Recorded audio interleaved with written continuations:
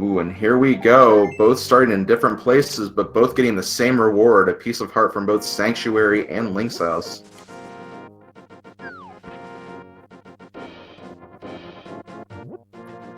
Yeah, it looks like Jet is going to be heading straight for the Kakariko area. Christos going to check out the Uncle Cave. Both very, very good strategies for the first part of Keysanity runs. It's interesting how runners kind of tend to fall on like one of two paths kind of early on, either the Kakariko or Uncle visit, and both our runners, this is definitely their preferred starting point. Definitely. Christos gets a bottle of green goo from the Uncle Cave. Gonna check the other Uncle item as well. Meanwhile, Jet's gonna see what's on Lumberjack. Gets the lamp from Uncle, so not gonna be seeing any dark rooms today from Christos.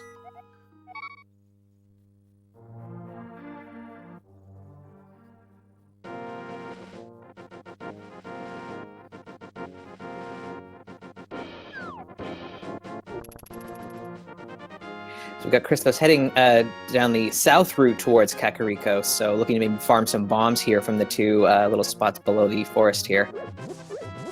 Speaking of farming bombs, looks like the bush crab is actually dropping bombs today, so that's going to take care of all those bomb spots in Kakariko. May not have to buy bombs at all.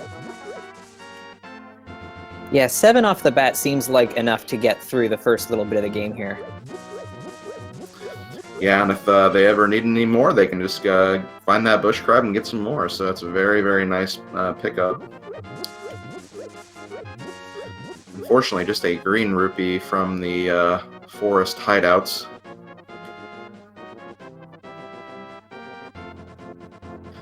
And yeah, it looks like Christos was unable to find very many bombs from the south of Grove. Gonna see what's here on the race game ledge. Looks like it's gonna be a red rupee. Thankfully, he won't have to spend any bombs to get that, because he is more than likely gonna bypass that entirely. And with no rupees, I can see a potential farm at the bomb shed in Kakariko.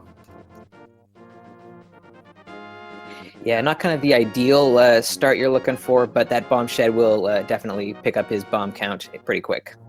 Anyway, we are in the Blind's Hut in Kakariko. We have a small key to Ice Palace, some bombs, more bombs, red rupee,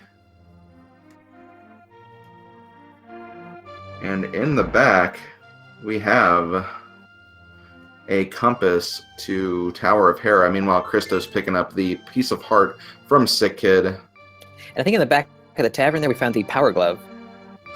Ooh, Power Glove. Okay, that is a nice pickup.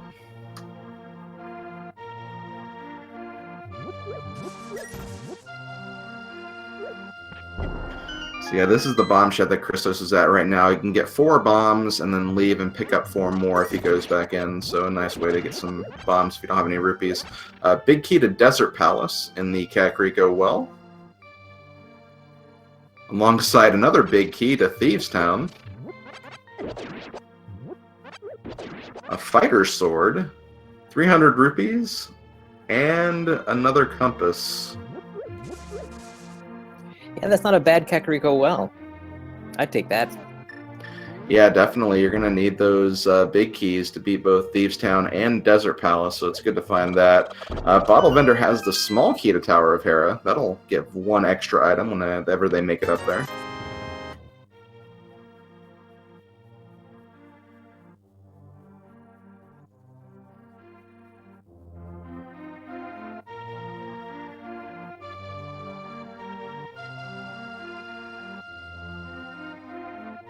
So as our two runners are covering each other's tracks here, just a quick shout out to our tracker, the dude, keeping it real on the trackers. They're keeping everything in line for us. Yeah, definitely, especially for Keysanity, having those trackers up to date. Very, very, very good job on his behalf, because there's a lot of things going on, and it's very, very easy to miss something. So definitely good to have those trackers on as backup, just to catch anything that we may not be able to catch at the exact moment.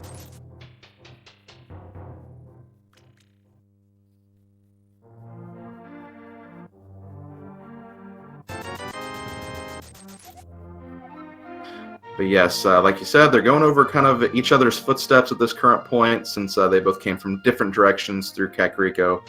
Jet is actually done with his Kakariko farming now. Going to be, looks like he's probably going to be going to Houlihan, or could this be an even bigger? Okay, nope, he's going to Houlihan. Oh, probably back of Escape too.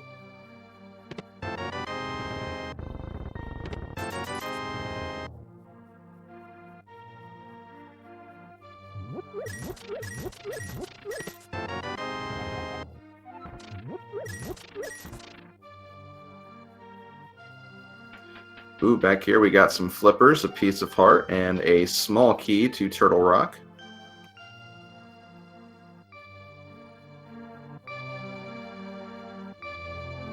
So far we're seeing some nice things that to get early on here. Items that'll definitely help with progression going forward. Yeah, definitely. It looks like Jet is going to be making his way to Escape, getting the Uncle Cave first, and then jumping right into the castle to get what he has left in that region. But yeah, as far as dungeon completion, Keysanity has an interesting quirk where you actually don't know whether a dungeon is going to be a pendant dungeon or a crystal dungeon until you get the map for that dungeon, or if you've just beaten the dungeon and get the reward for it. So because of that, you're not really sure what keys you're going to need until you find out what dungeons you actually need to complete. So as they get those maps, they're probably going to be checking off their map to see if they have some more information they can get. Obviously, they can get some information from Sashrala and the bomb shop in Dark World. Just going to try to figure out all of those crystal and pendant dungeons.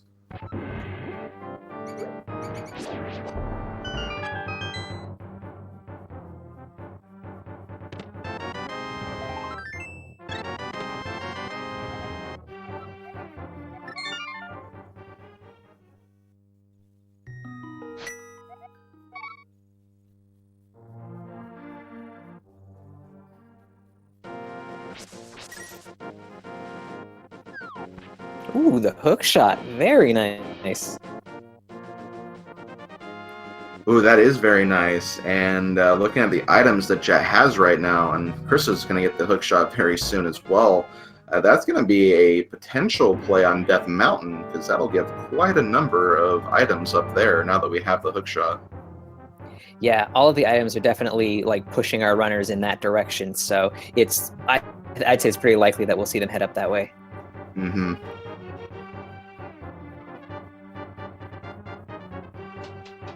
And get a heart container in the second chest in Hyrule Escape. So yeah, much like you see in a lot of different randomized seeds, because of how the logic is programmed into the game, a lot of runners will kind of take items like the hookshot as kind of clues of where the game kind of wants you to head next. So yeah, I really would not be surprised to see that Death Mountain play very, very soon, maybe even right after this.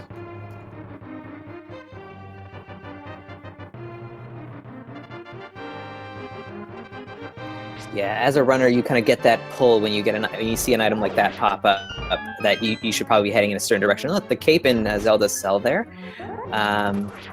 But it'd be interesting to see if our runners can kind of resist that temptation and maybe check out South Shore or Eastern Palace and maybe find something that the other runner might not. That's true, and I can already just picture in my mind how this could potentially go, because I know that Christos, he generally tends to try to be a little more thorough with his routing, trying to make sure he covers all of his bases before he takes a big departure elsewhere. And with Jet, with his kind of pick up and go mentality, I could honestly see him just making the play straight for Death Mountain. So we really could see some differing styles here very, very soon.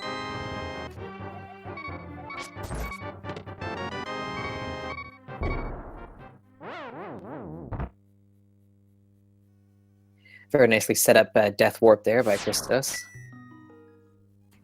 Get the mushroom in the dark room and escape. And Jet is taking another Death Warp. I wonder if he might check the Aghanim's Tower region, because he does have a cape and he does have a fighter sword, and that it looks like what he is going to do next. Yeah, you're here, you might as well take it off the list. Mm-hmm, for sure. Now there is a second chest that's going to be in Aghanim's tower. He will be unable to get that unless the next treasure is a small key for this particular dungeon. So we'll see if that could potentially have something for the future.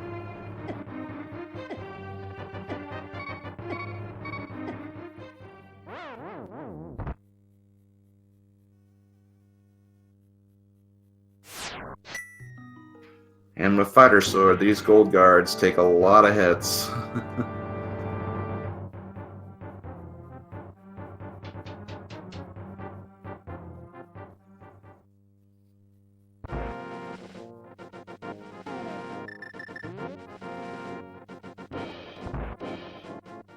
Oh. Kind of a worthless key there. Yeah, they've already gotten one key to Ice Palace. I find that one small key is generally all you're going to need for that dungeon, just to kind of make routing a little faster, but even then, small key is not really required for Ice Palace.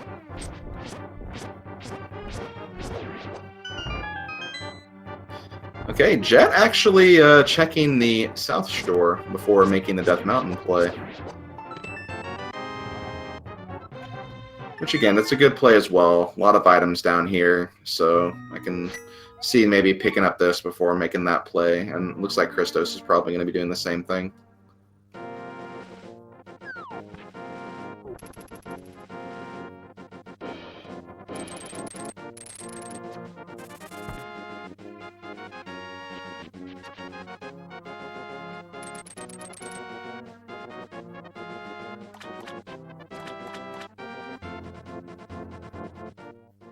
Okay, just an arrow capacity upgrade inside the dam. Outside the dam, we do have a map. Looks like Jet is going to pick that up, like we said. It will give them potential information for later on in the seed if they need to figure out whether a dungeon is a pendant or crystal. It's the map to Mire, so when we get to the Dark World, we'll know what that dungeon's going to be if he checks them out.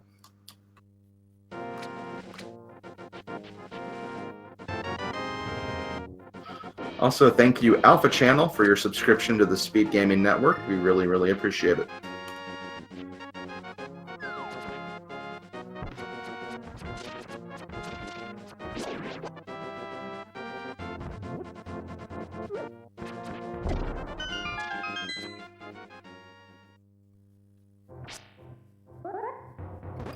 Cane of Burna, hammer, 50 rupees, piece of heart, and a small key to Misery Mire. Ooh, that hammer is looking pretty nice right now. We are just a Moon Pearl away for Dark World access. And that makes the play up Death Mountain possibly even better in that they can get all the way over to Tower of Hera if they wanted to. Yeah, that is true. And that's honestly what probably both of these runners were thinking about before heading out there. Maybe thinking, well, if I come back with Hammer, it could be a potential better play. So that's probably what was going through their minds when they decided to come here first. Yeah, so really I imagine both our runners are looking for that Moon Pearl at this point. Definitely.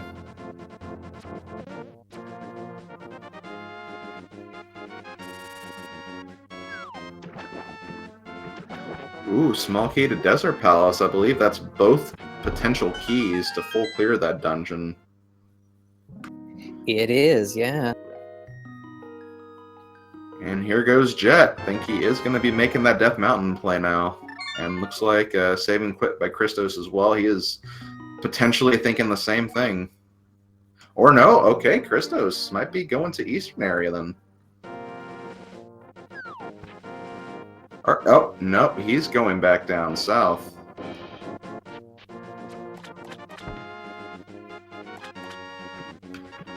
I think he's turning in that mushroom. This should be interesting.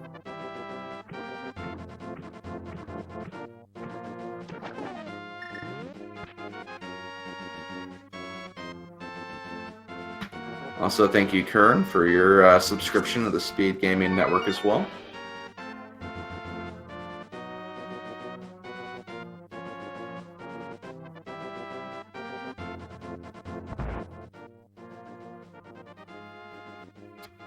Ooh, it is a small key. It is a small key to Dark Palace, one of many that we'll be collecting in this seed.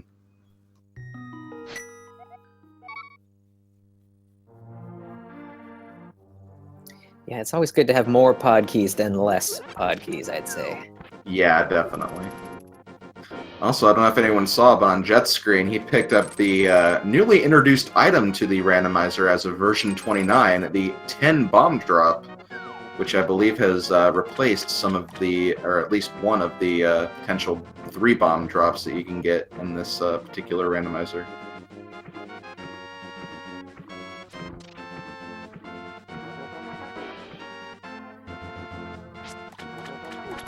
So seeing the flute there on the top of Spectacle Rock, players are definitely thinking, where is the mirror then?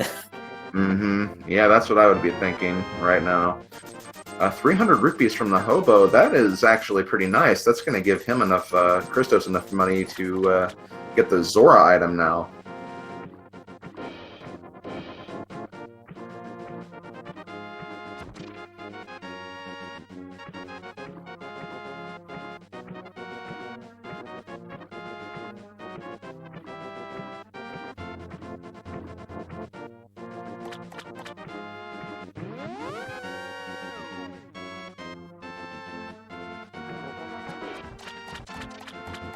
Okay, so here we are in Paradox Cave. Meanwhile, Christos is going to be checking out the Waterfall Fairy Cave. Cana Samaria in the Waterfall Cave for Christos, and the rest of Paradox Cave. Nothing of major interest, so I think at this point, Christos definitely has a bit of the upper hand by checking Zora before Death Mountain. Yeah, Cane Samaria not immediately useful to our runners at this point, but is most likely an item that they're going to need at some point in the run. So always nice to pick it up, knowing where it is pretty key. Exactly. But Jet still has a couple of locations left. With that hammer, as we mentioned before, he can get over to Hera. We do see the Bombos medallion on top of the Lonely Island in Death Mountain.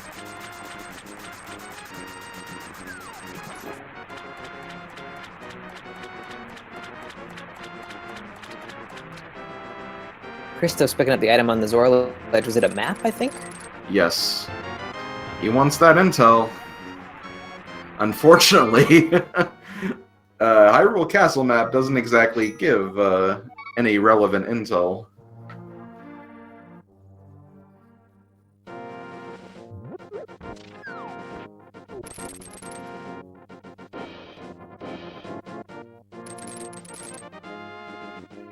So Jet's giving us our first look at Tower of Hera here. Small key to Misery Mire, another kind of useless, not quite useless, but not really required small key. Yeah, it's definitely unrequired. Having it, though, will allow Jet to kind of get through some areas of Misery Mire a little faster. So definitely not useless, but yeah, definitely not required either. Ooh, Green Pendant and Desert Palace.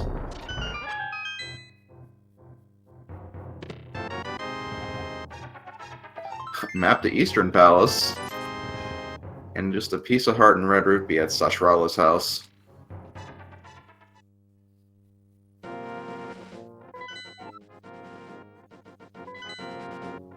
Oh, looks like we have one of our 5 and 6 crystals at Eastern Palace.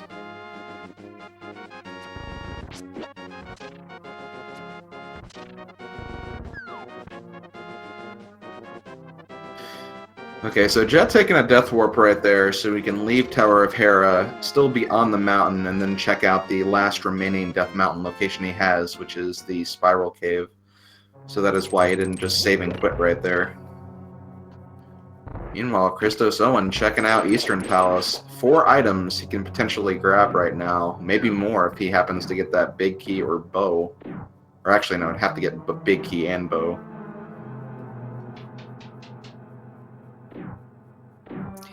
Based on what we've seen so far, it seems kind of likely now that Eastern Palace is going to have some kind of progression for us. Yeah, at this point, either Eastern Palace or whatever Jet's going to get right here in Spiral Cave. We'll know momentarily what is going to be the correct progression play here.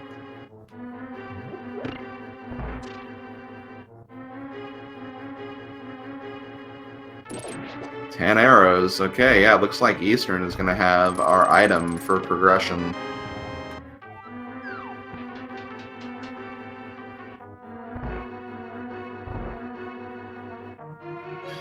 Oh, and chat also pointed out that yes, Agina's cave has still not been looked at yet either, so that could also have an item as well.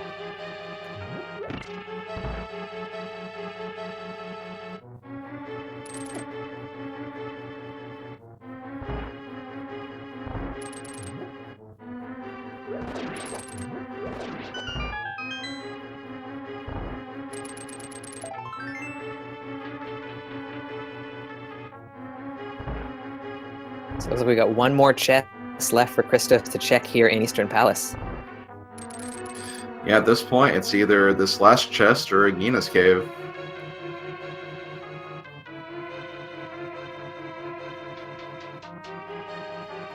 Literally a 50-50 chance at this point.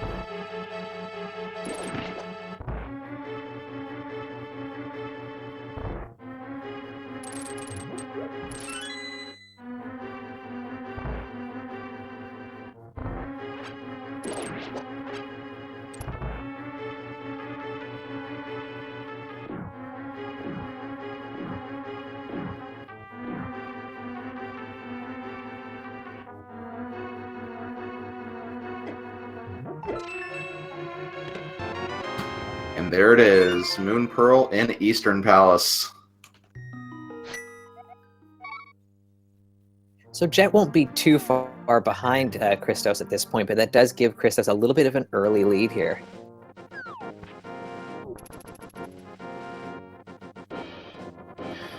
Yeah, the one thing that will definitely help Christos especially is he has a potential to get mitts before even going up to Death Mountain, which will allow him to be a little more efficient with getting all the items in just the Death Mountain area in general. So while it does seem like a small lead right now, I think that in the grand scheme of things, it's a little bigger. He definitely has the advantage, but we'll see how this plays out. None of our runners have crystals yet, so this is still long from being over.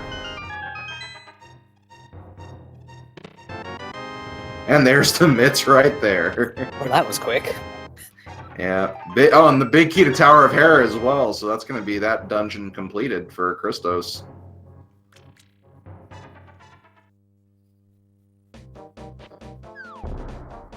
I wonder how long it'll take for him to head up to Death Mountain now. It could be a bit before he does, but again, like he may find Mirror before then, which will make it even better trip when he does. So we'll see.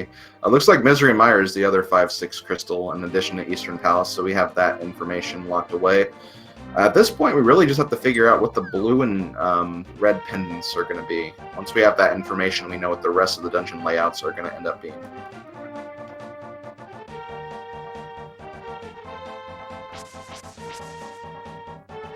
Christos stopped in to say hi to our friend Stumpy here.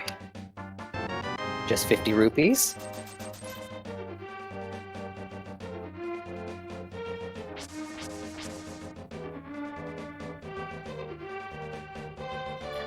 It's going to pop over here to Mr. Digging Game Man and see what he can find at the digging game.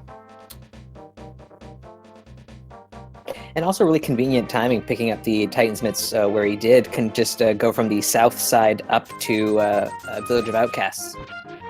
Oh, yeah, definitely. So definitely really efficient routing for Christos right here. Just kind of worked out just by kind of not heading to Death Mountain first, kind of being a little more thorough on the bottom of the light world before even considering doing anything at the top. And that'll definitely, I think, save a lot of time when he eventually does go up to Death Mountain.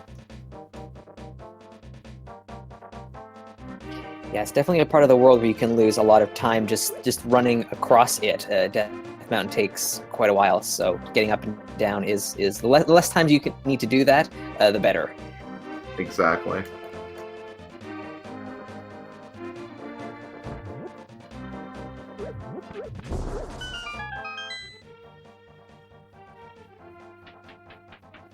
Okay, so in the Bombable Hut in Village Outcast, just a piece of heart.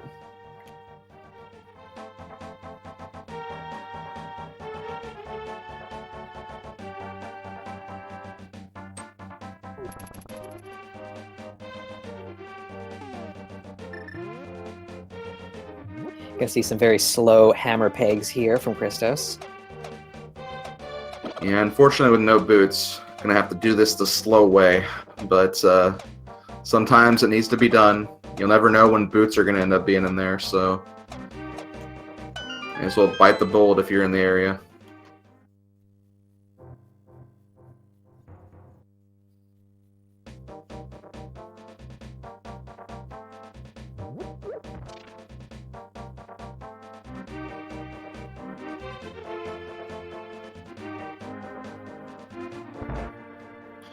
Next up, we got the C-shaped house.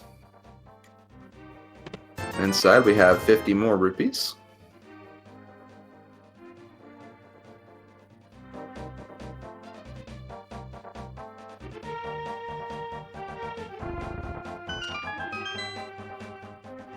And Christos has taken his first steps into Thieves Town. He will be able to finish this dungeon. He does have the big key. He will not be able to full clear it, though, without that small key.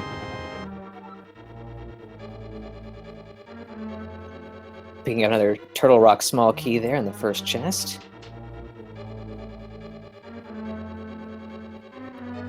Meanwhile, Jet gets his Moon Pearl, so he will be more than likely joining Christos in the Light World very, very soon.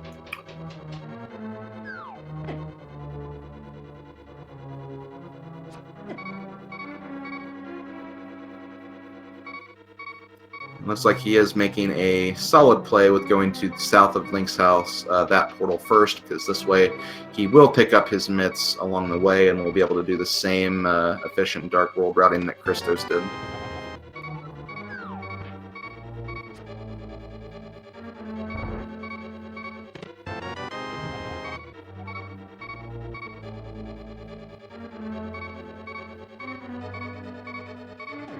So nothing too exciting in the remaining chests of the front four there. Small key to Skullwoods isn't really particularly useful, and a compass I saw there, so hopefully something better in the back. Yeah, that's the great thing about Keysanity. All those dungeon counts that you see in open mode and standard mode essentially get doubled in a bunch of Keysanity seeds, because instead of having like 4 chests available in Thieves Town, you have 8 items available in Thieves Town, so there's definitely more chances to find items in dungeons in Keysanity. Yeah, it makes the option of like dipping into a dungeon like seem like a better one. Dungeons like Skullwoods or Misery Mire, which only have 2 items in them in regular rando, they've got the full 8 basically, so it's a better use of your time. Exactly.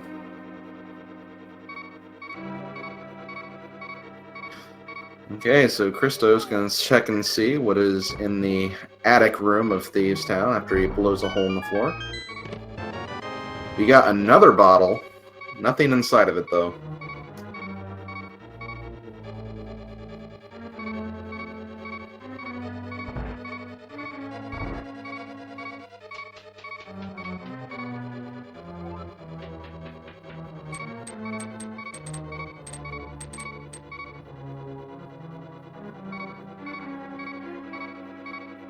I've been playing this game with the quarter beep on the heart for so long that I forgot how constant it is when it's on a different setting. Yeah.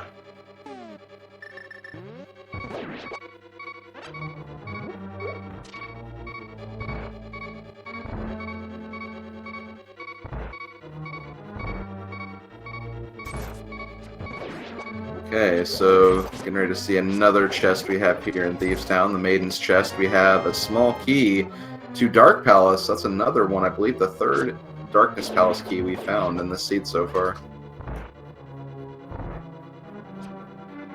So as you mentioned earlier, has to leave the big chest behind because we don't have the small key to Thieves Town at this time. And in Keysanity, that's one of those item locations that is always in the back of your mind. Yeah, definitely.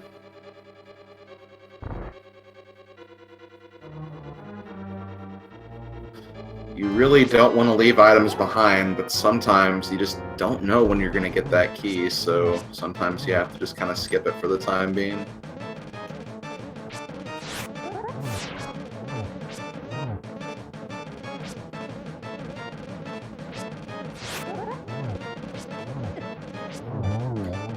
Solid blind fight from Christos. Doesn't even leave the top half of the room. Gets another small key to Dark Palace. That's 4 small keys for Dark Palace. That's actually quite a bit at this point.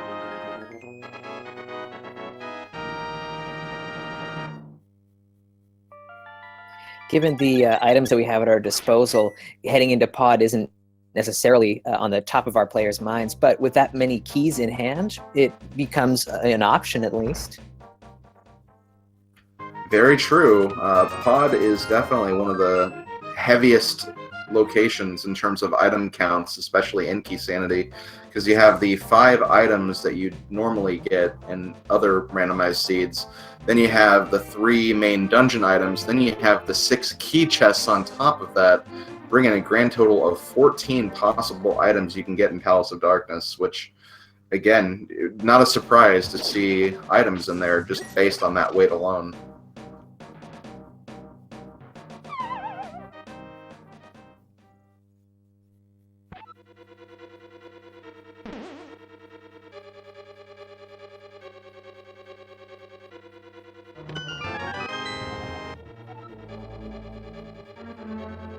Our first Ganon's Tower small key.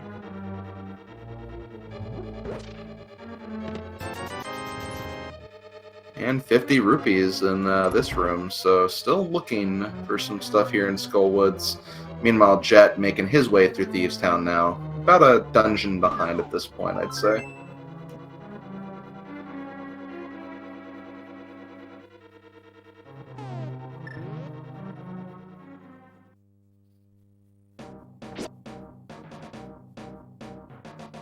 So one more chest that Christos can take a look at here in Skullwoods at this time.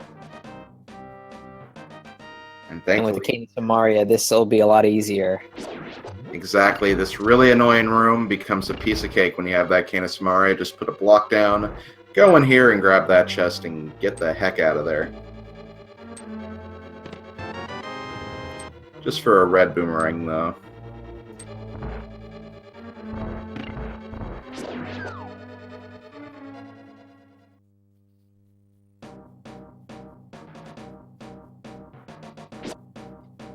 Christos likely going to take a look at the bumper cave just to see what that item might be. And from there, I mean, he does have the flippers. He may consider continuing his advance to the right side of the Dark World and seeing what's kind of in the pyramid and pod area as well.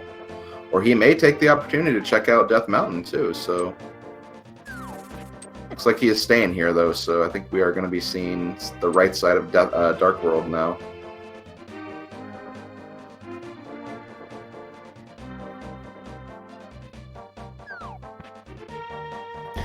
So not too long ago, we did find a small key to Ganon's Tower, which we will not really need any small keys for Ganon's Tower, since you can easily find small keys in Ganon's Tower enough to get up there. But one giant question mark is the big key to Ganon's Tower. That is the ultimate big key, the one you'll need to get in any Keysanity seed, the only one that'll always be required. So, I'm going to go ahead and pose this question to chat, and basically anyone here. Where do you guys think that big key is going to end up?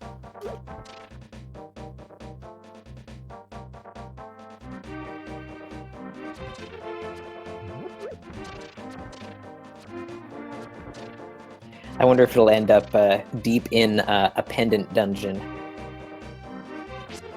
I can see that. I can see that happening. Okay, so checking Catfish on ChristosOwen side right now. What are we going to get? Just a red rupee. He's not going to be worried about that.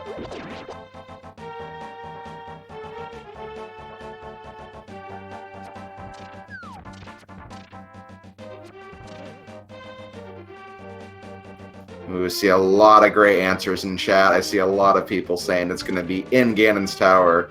I see some people saying it's going to be in the second chest in Aga's Tower, the big chest in Thieves Town. You guys are mean, but I love you for that, so nice suggestions.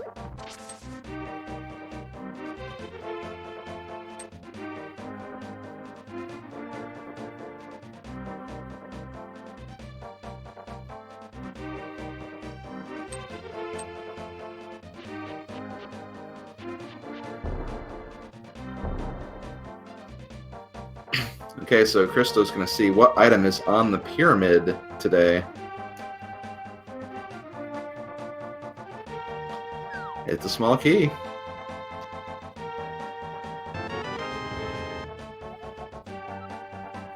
Oh, Ganon's Tower.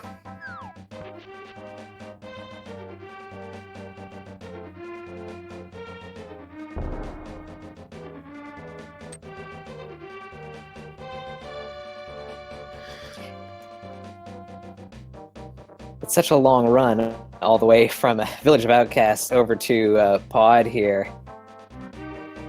Never feels good to be like spending so much time in the overworld, kind of traversing from place to place. But at least, you know, Christos is knocking off locations to check along the way. Yeah, this is what I really like about watching Christos whenever he plays Randomizer, is he thinks about that stuff. He thinks about, well, if I'm going to be spending some time in the overworld, I better be going in the direction that will allow me to check off as many locations as possible to get to my next destination. And here he was able to do that on his way to Pod. Was able to knock out Catfish, was able to knock out the pyramid, and here he is right here. Because if he saved and quit and went back to Link's house to take the portal down there, he would have potentially had to kind of go more out of the way to get those two locations. But this way he was able to be a little more efficient with his routing and kind of pick up those two locations on the way here.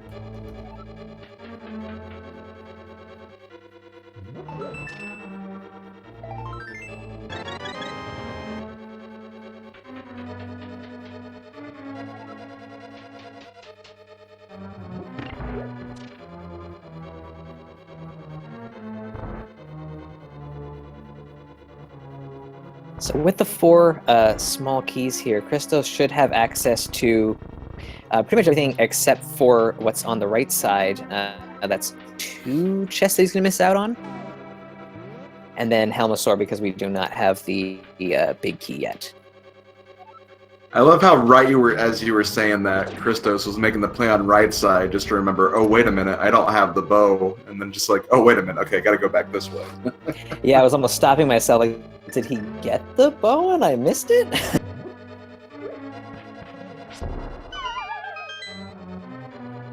It's actually interesting because I have seen like a glitch that was discovered recently, which allows you to kind of get through the Igor room without the bow. So I was wondering if maybe he was kind of like trying to default to maybe trying that, but then I don't think that's a minor glitch though, so that's kind of what stopped him. I think it was just because he forgot that he had bow. Or that he didn't have bow. And meanwhile, Jet is deciding to skip on Pod for now and is heading up Death Mountain, going to do Dark Death Mountain. So this is kind of a gamble, but it could pay off big and kind of catch him back up.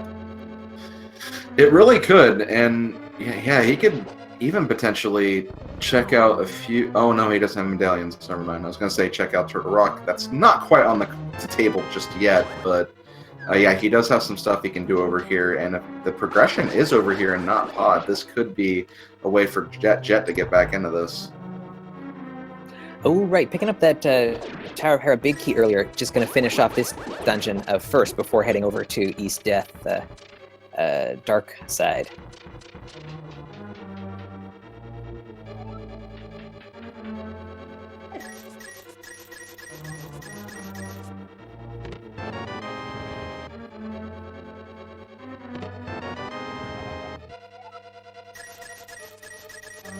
Well, there's our GT big key here in Palace of Darkness. Yep, GT big key and the Master Sword as well, so some good items he found here, and the blue mail. Meanwhile, Jet finding a sword upgrade here in Tower of Hera. Ooh, okay, so they both have blue swords now.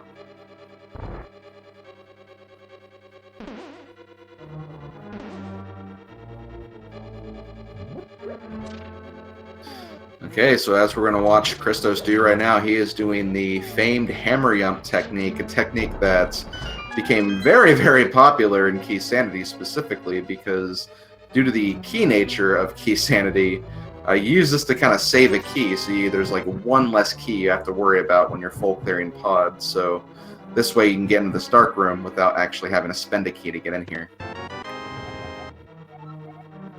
Unfortunately, not finding much of anything in Pod. A couple of nice things like we saw the Master Sword and Blue Mail, but he's looking for more progression, and he just didn't find it there.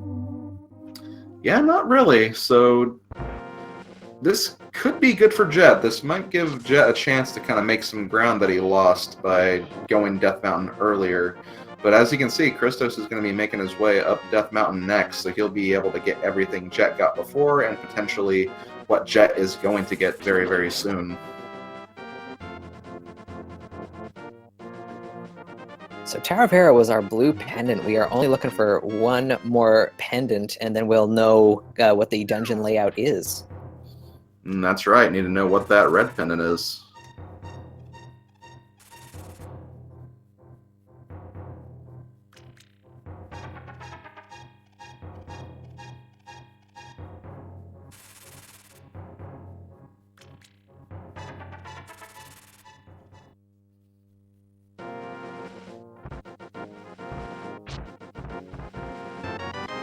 Okay, so now Jet is going to be making his way to the dark side of Death Mountain, so we'll start to see the items that we can get in both Super Bunny Cave and the Hookshot Cave. That is 6 more items that will be accounted for.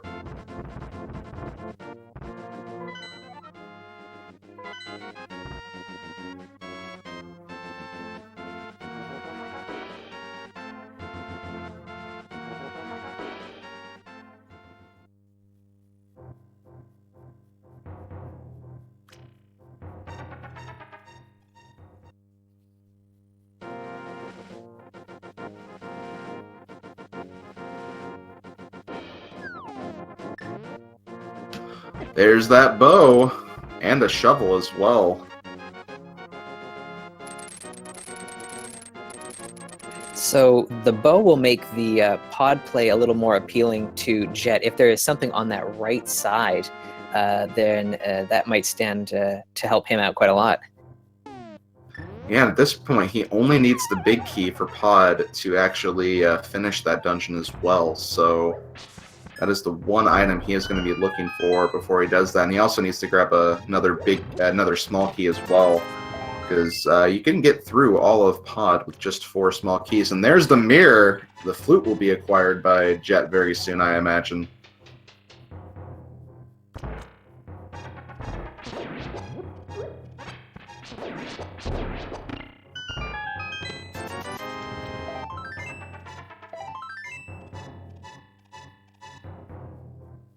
Oh, and this works out quite well because I think on the floating island was the Bombos medallion, which is the medallion we need to get into Turtle Rock.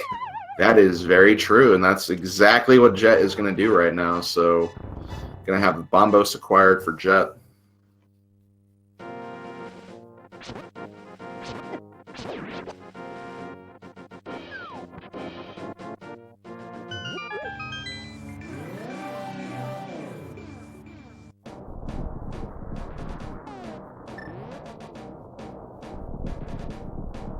Looks like Jet might be heading over to Spike Cave. Oh, actually, no, you're right. The flute is probably the top priority over there. Yeah, he does have the Cape and Burna, so, I mean, Spike Cave could be a potential play right after this as well, so...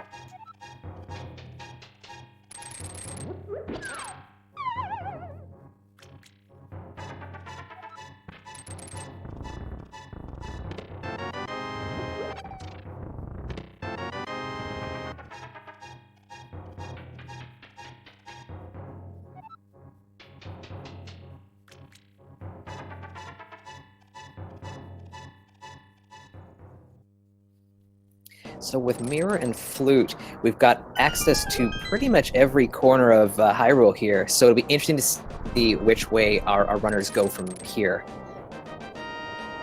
We could see a fair amount of route divergence here.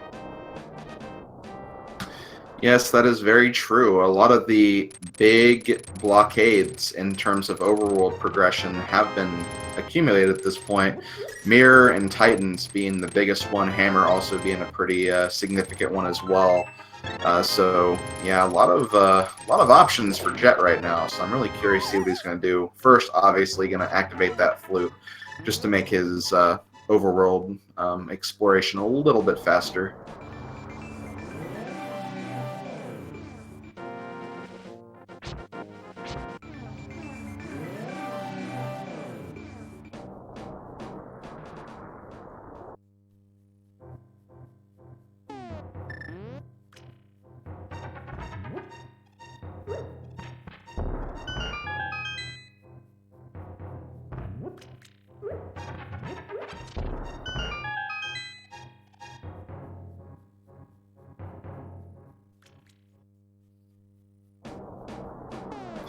And if you are just now joining us in this match, this is a semi-final matchup between ChristosOwen and jet082. This is game 1 of 3 possible games to determine which of these individuals will be in the Keysanity tournament final match.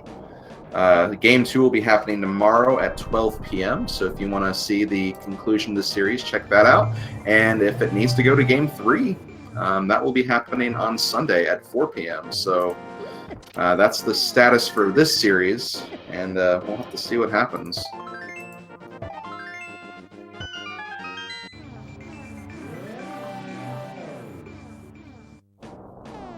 Also, it looks like ChristosOwen making the Turtle Rock player, at the very least, opening it. He does have an opportunity to check a few chests in there.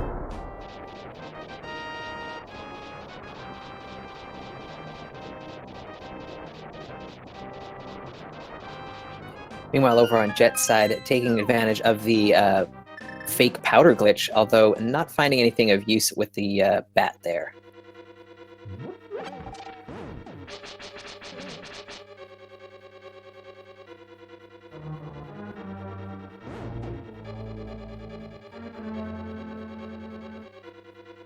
So Christos taking a bit of a gamble here. He's going to have access to two chests in the dungeon. If he wants to go for the lava island, that'll be 3, and then the mimic cave.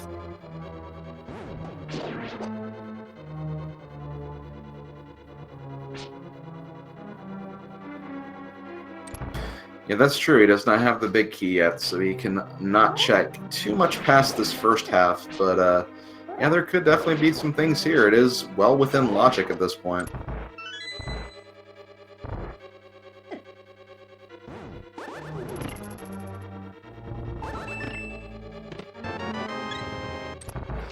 Meanwhile, Jet checking out the Misery Mire area, gonna see what is gonna be required for this dungeon. Looks like bombos as well. So we are covered by medallions for the rest of this seed. It's kind of nice when one medallion fits all. Yes, exactly. And it's what makes it even better is it's the Eastern Palace big key right there in Mire Shed.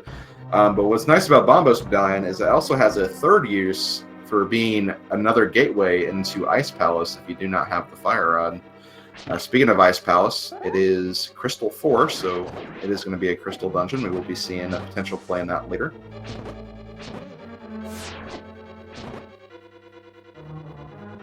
And there's another Palace of Darkness small key on the desert ledge. Jet has all the small keys he needs to get through Palace of Darkness. He just needs to get that big key.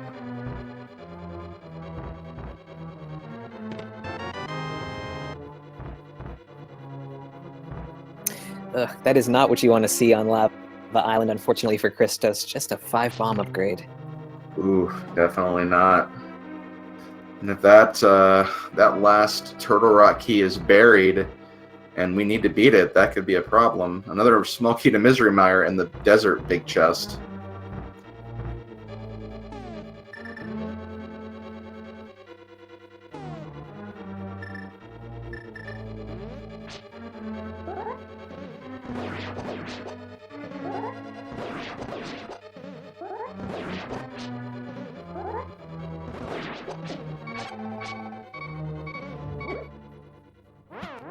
Oh, takes a death. Oh, no. Yeah, that did not look intentional, unfortunately. So, thankfully, I don't think he... Oh, no, he is back. Ooh. Okay, so that's going to be missing out on checking Mimic Cave, unfortunately.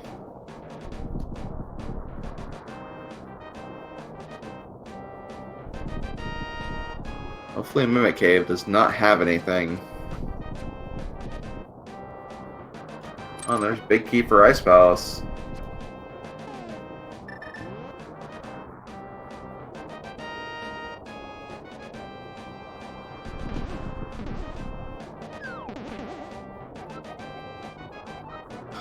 Ooh, and accidentally activating the text box from the ball monster on top of Death Mountain. Nothing more annoying than having to sit through, like, what is it, like 6 or 7 pages of text there. Yeah, I think I heard somewhere that the developers intentionally like increased the amount of text boxes just for those NPCs, so you do not want to get caught by them.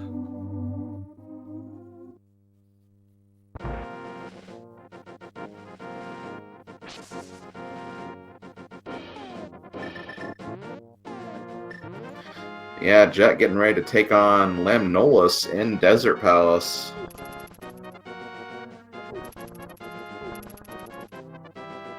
So this is our green pendant dungeon. Well, I think this is a sensible play, especially since he hasn't gone back to the Eastern Darkness Palace area, so he could get one extra item when he goes back that way. And this is definitely in the logic now, so this could very well lead to an item as well.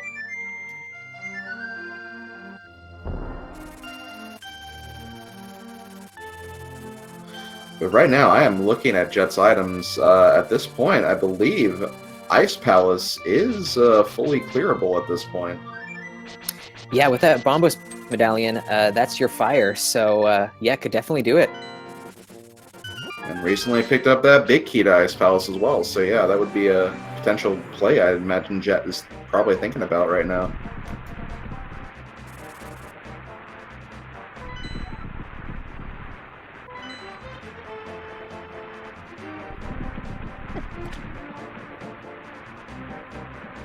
Without the big key to Misery Mire, I don't know if either of our runners are going to do a little dip into the mire at this time. I like that play, but I can see why you wouldn't do it if you don't have the big key.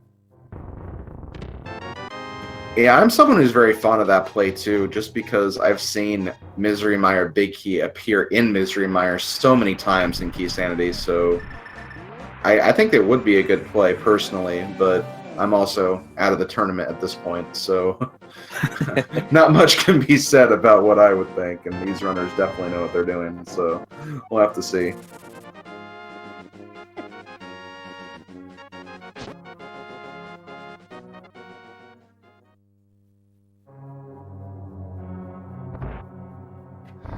Jet also checking Agina's Cave, a location we have not seen yet from either runner.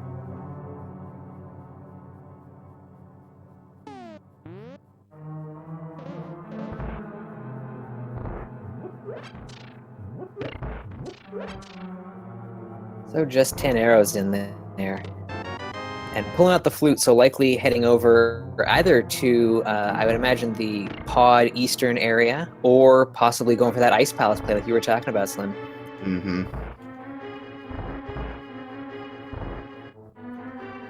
Which flute point will we get? We get number 8, so we are going to see Ice Palace next.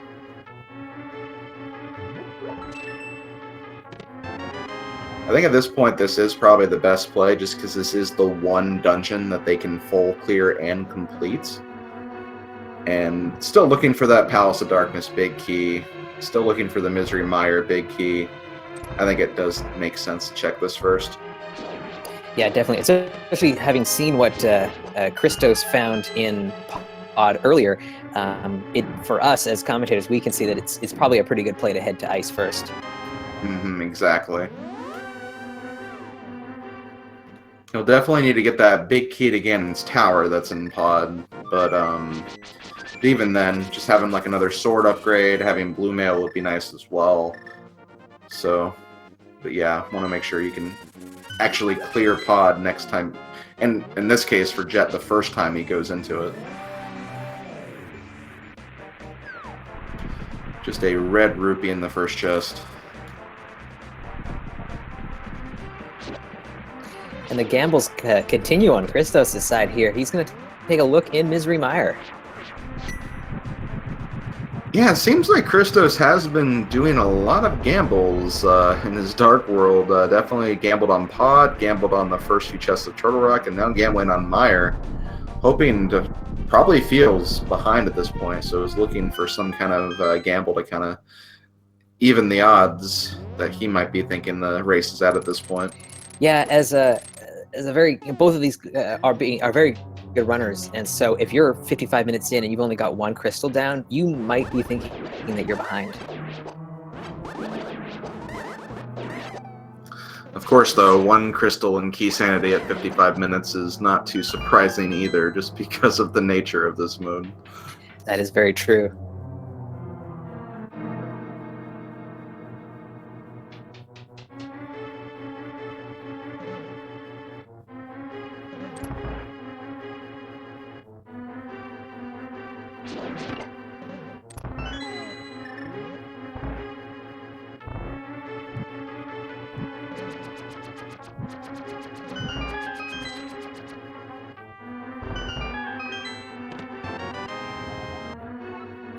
Well, Christos has another pod small key. That is good for him.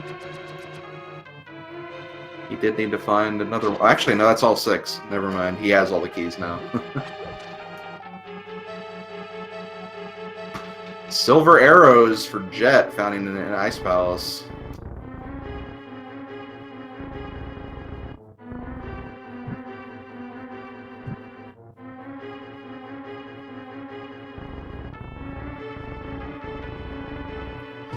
Also, thank you, Hiei, for not just the subscription to Speed Gaming, but for also generously donating another gift subscription to another individual in chat. So thank you for the support.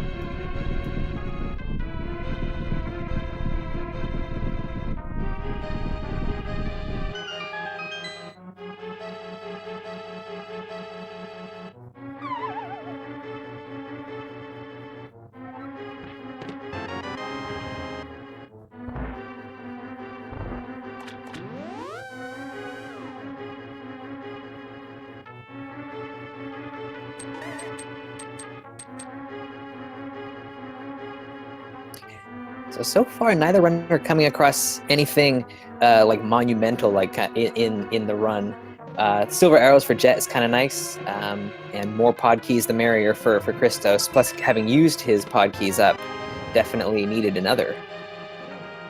Yeah, for sure. So I mean, there's been stuff that they've gotten, but yeah, nothing substantial or groundbreaking, like you said.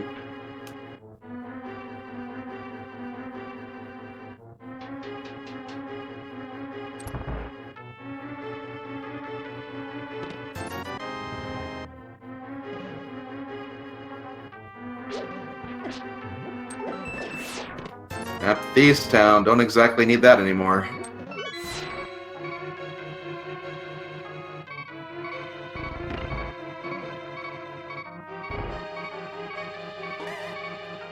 And just a piece of heart in the big chest, so Jet is going to go down to face Cold Stare. Christos getting the last chest he can in Misery Mire. This first key to Castle Tower, that puts that second chest in Logic now.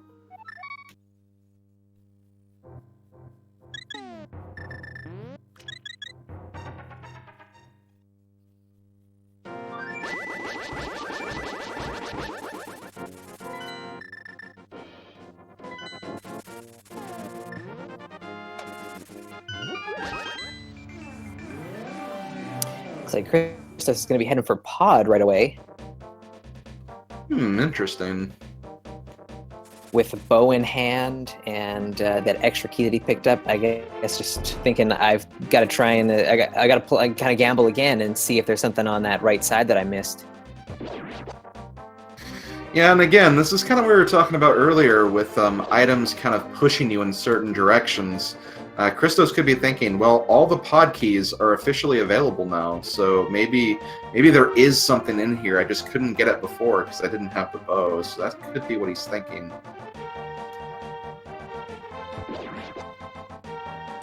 And his chat is pointing out, also has the big key to Eastern Palace, so being over in this area, we'll be able to clear at least that dungeon out as well. That is very true. Cold Stare dropping the single arrow. Now, since Jet does have silver arrows, I like to say that the single arrow drop is the final arrow that is used against Ganon. Nice. The ultimate arrow, so it works, So we got silvers here, it's appropriate.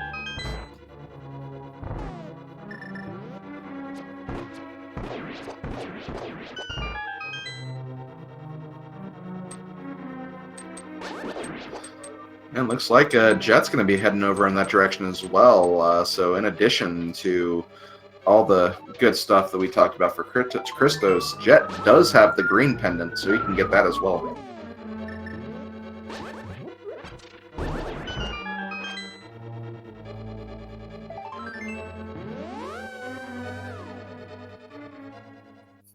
I was kind of thinking there was going to be something on that right side. Just a couple of hard pieces. Well, that is unfortunate, but like you said, Christos is going to be cleaning up Eastern Palace now. There might be something there.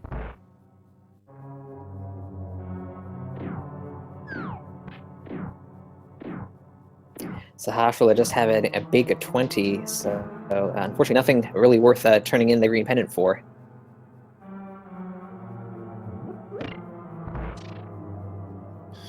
Again, that could be something that might be on Christos's mind for a while, so may potentially go back to Desert to just grab that. So we'll see how that plays out.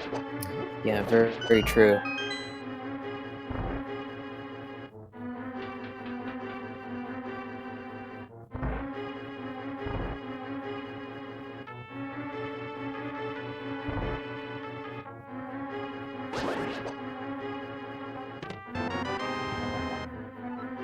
Ooh, there's the Misery Mire big key. That works out pretty nicely for Jet. I'm just going to pick it up here. Hasn't even been over to Misery Mire yet, and we know that it's one of our 5/6 crystals, so has to be completed. That's true, and with Eastern Palace being the other 5/6 crystal, Jet could be thinking, Pyramid Fairy, gotta be something there. Gonna check that out. That's gonna be my next goal, so that's gonna work out great for him.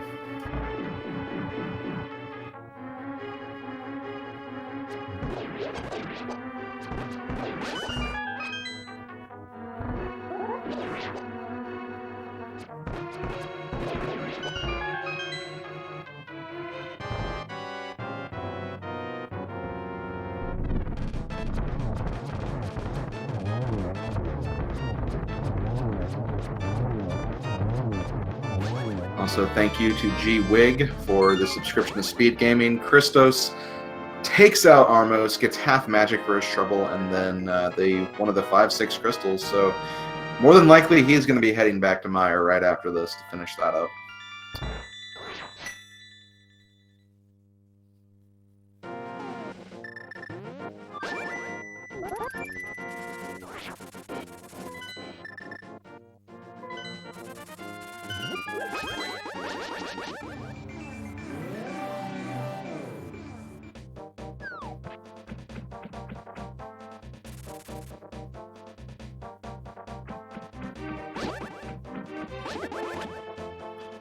Jet already Armos and is going to have a slightly faster fight as well with those silvers. Oh man, those Armos were just gone already. Yeah, that was such a clean fight. Just excellent positioning. That's so good. Yeah, really good.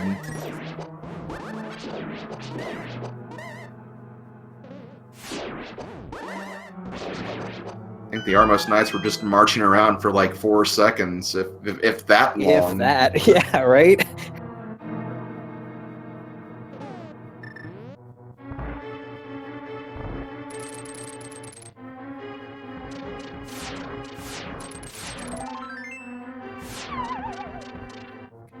Okay, just a piece of heart in the Misery Mire big chest, so wondering if Vitreous is going to have something.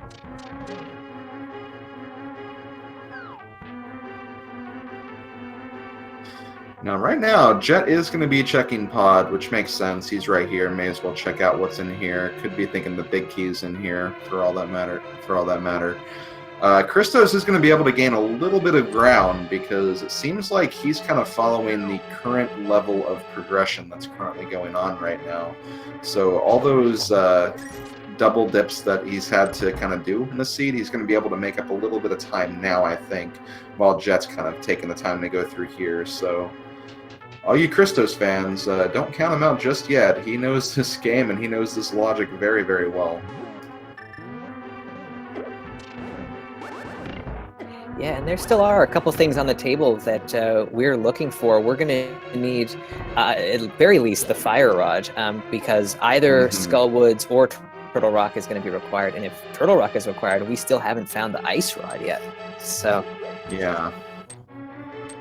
Not to mention if Turtle Rock's required, we still need to find that big key. If Pod's required, we need the big key for that. Swamp Palace, we don't even know if Swamp Palace is going to be even on the table yet. So just need a lot of item progression and just like intel as well, because there's still a lot of things we don't know yet.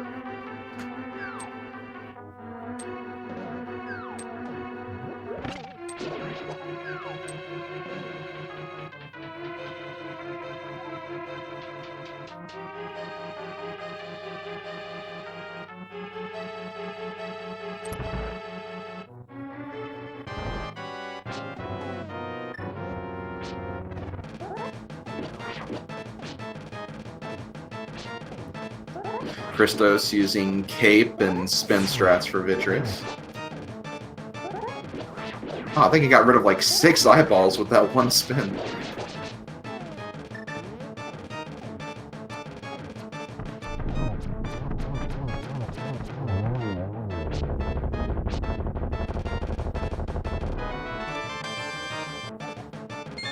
Ooh, just to map the Swamp Palace, we'll know what dungeon that's going to be in terms of Crystal or Pendant, but that didn't actually give any progression at this point.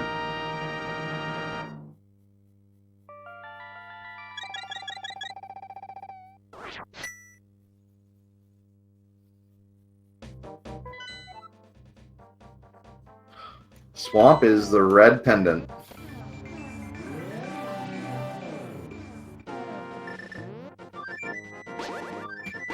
So with that, we do know that we are going to need Fire Rod and we are going to need Ice Rod, because both Skullwoods and Turtle Rock will be crystal dungeons.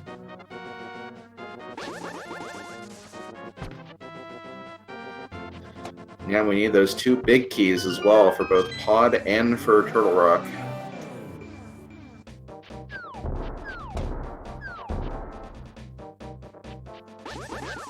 So I guess at this point, you really wouldn't want to see that Swamp Palace small key show up. Yeah, definitely not. So then you got to think about diving that with 10 items available in there. It's better if it's just shut off completely. You don't want to have to even think about going in there if you don't have to. Exactly. So I almost forgot that, yeah, Misery Mire was one of the 5-6 crystals, so we are going to see the Pyramid Fairy now. And while in the area, Christos can also check the second chest in Aga's Tower as well, so 3 locations coming up for Christos. I have to imagine at this point that's got to be where our next line of progression is.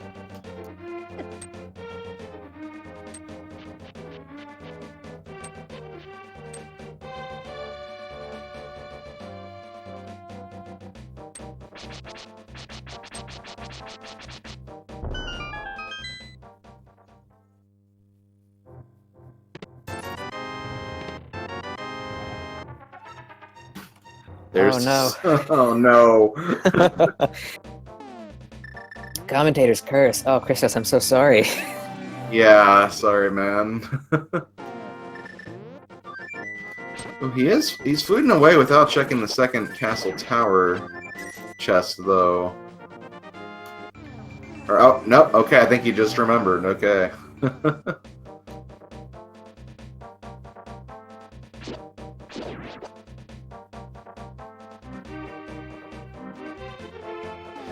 Meanwhile, Jet is in Misery Mire, more than likely gonna full clear this, so I'm gonna be checking everything in here.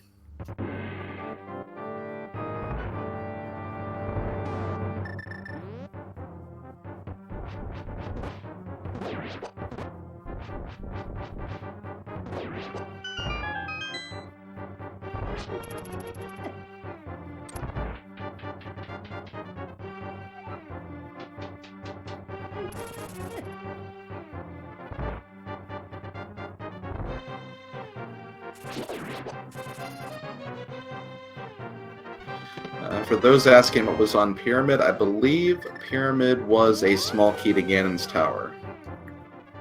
Yeah, yeah, I remember that. Yeah.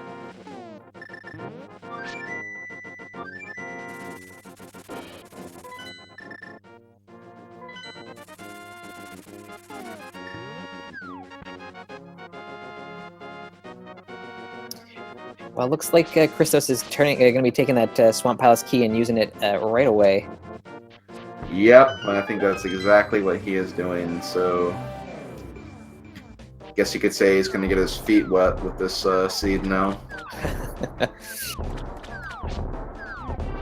Yeah, but I mean, based on what we've seen, like it's got to have something. Unfortunately, as we were trying to say, we were hoping that they might be able to avoid it. There's really kind of no way that we've seen everything else kind of in the world so far. The only thing I don't think we've seen at this point is I don't think we've seen the blacksmith side quests. Yeah, right. Because, yeah, when Christos was in that area earlier, he didn't have the mirror, so he probably waited to do that later when he would have the mirror. And I saw Jet do the magic bat, but that's really, I think, all he did in that region. So, yeah, I think that's still another thing we still have to see.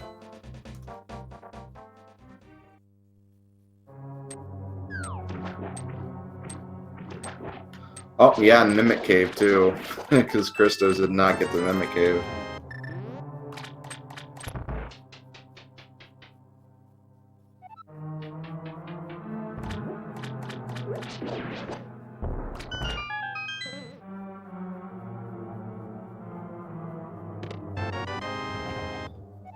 There's the Turtle Rock Big Key.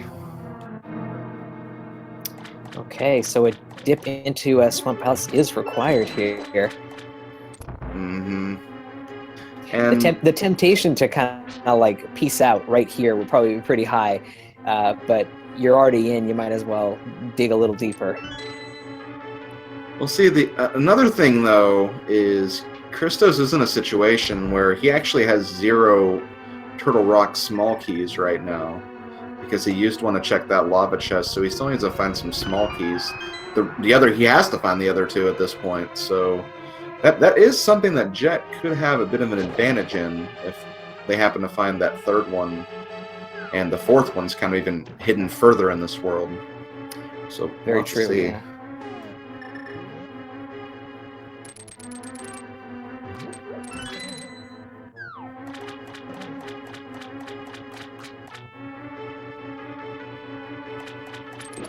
Yeah, we still need that big key for Pod, and of course we still need the fire and ice rods as well, so there's still some items we need for this.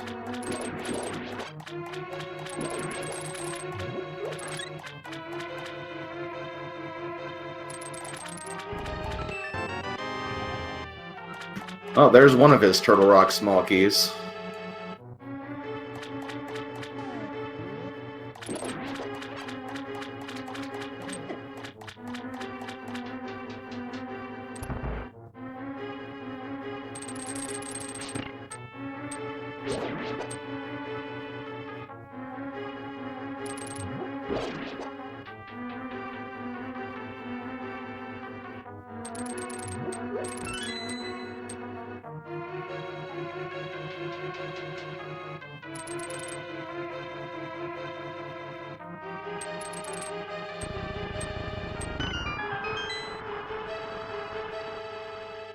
So with silver arrows in hand, the fight against Vitreous should go fairly quickly for Jet here. Yeah, that's right. 1 arrow for all the eyeballs, and then 2 arrows for the big eyeball, so very, very quick. Looks pretty much close to perfect as you could be in that fight.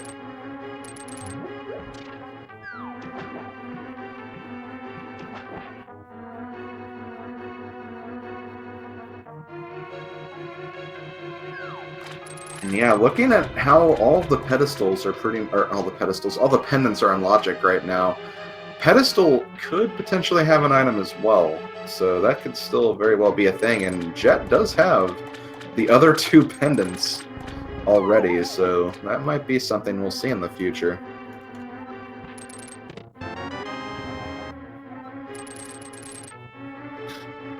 Christos does find another big key. Unfortunately, it is the big key to Skull Woods. And there's the fire rod, so maybe Skull Woods could be in his future.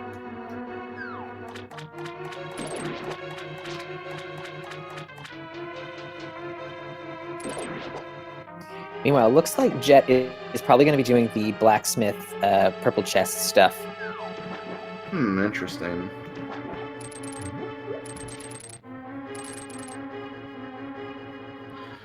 Could be, yeah, he could be doing this side quest and kind of leading into the Pyramid Ferry right after that, since he'll kind of be in the area.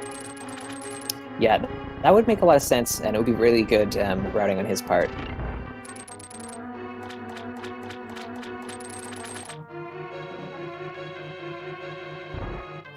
Meanwhile, though, it does look like Christos is kind of spending more time in dungeons at this point. I bet he kind of feels like because of all those double dips that he's kind of put himself into, that he just kind of wants to follow the logic right now, see if that'll get him back on track and not worry about any other extra locations.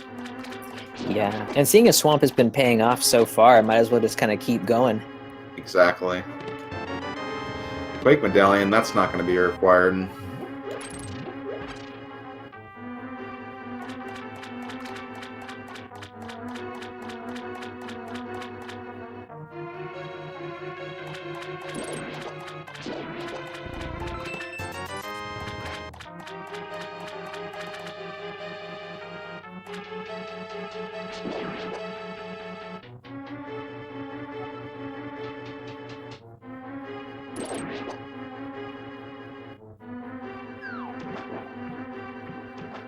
So Christos is going to go right through to Argus here, which makes sense given how much time you've already sunk into the dungeon. With Master Sword, it will be a little bit slower, but probably shouldn't cause him any trouble. Yeah, with Master Sword, unfortunately, it's going to take 2 swipes of the sword to get rid of those puffs, so it's going to be a little longer than with Tempered Sword, where you just need 1 strike.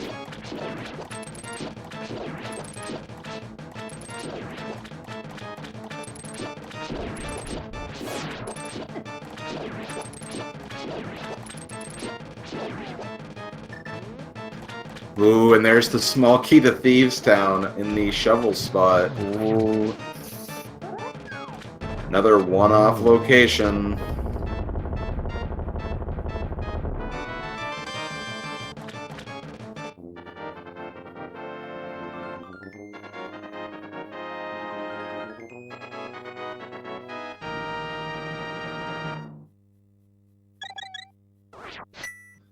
Okay, so that is the red pendant for Christos. Does not have the big key to Swamp, so cannot grab the big chest yet. But I imagine that Skull Woods might be going back in that area now that he has the big key to that dungeon and also the fire rod to get to the end, so that's probably going to be his next play.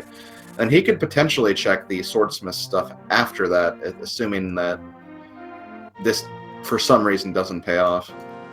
Yes, yeah, I would imagine that's what he would do if nothing happens here in Skullwoods for him.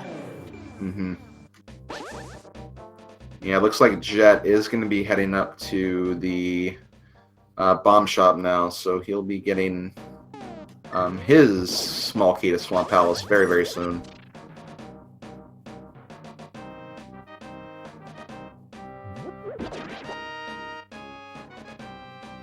Silver arrows were in Ice Palace, for those asking about them in chat.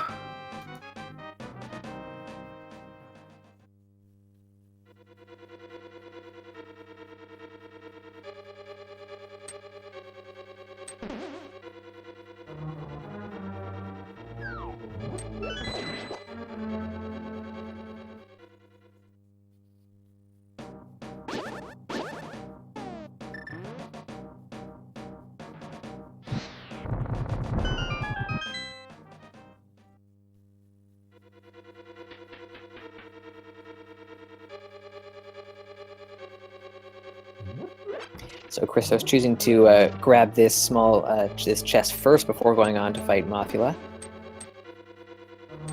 Seems like it's about a 50-50 choice with runners whether they choose to do this chest first or kill Mothula first. Yeah. Unfortunately, just a red rupee, though.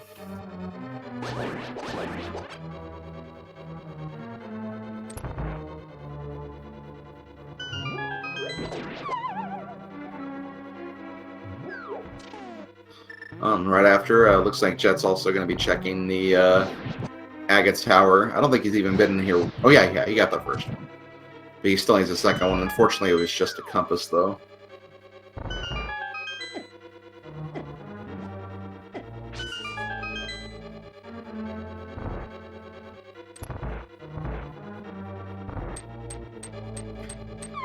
Meanwhile, Christos, going to be starting his fight with Mothula, has plenty of magic and, honestly, plenty of hearts to get through this fight with relatively no problems whatsoever.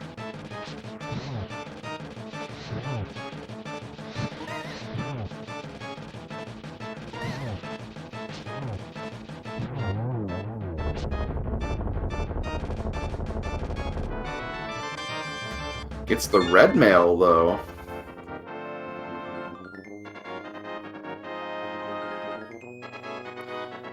Yeah, it looks like Jet is going to be going straight to Swamp.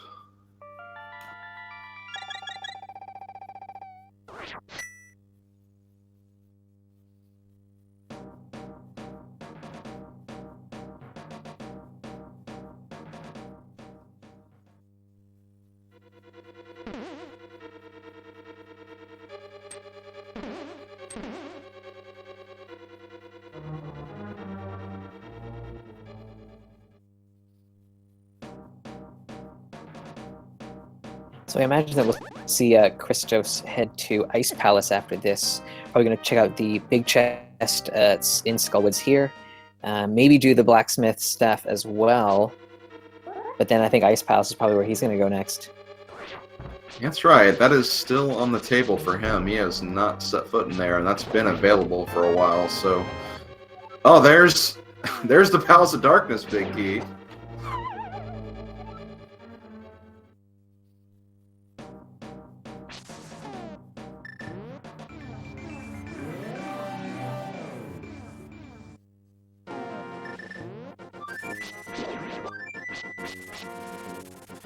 So right now, Christos needs a small key to Turtle Rock, and he also needs the Ice Rod, and I believe he is in Go mode once he acquires those two things.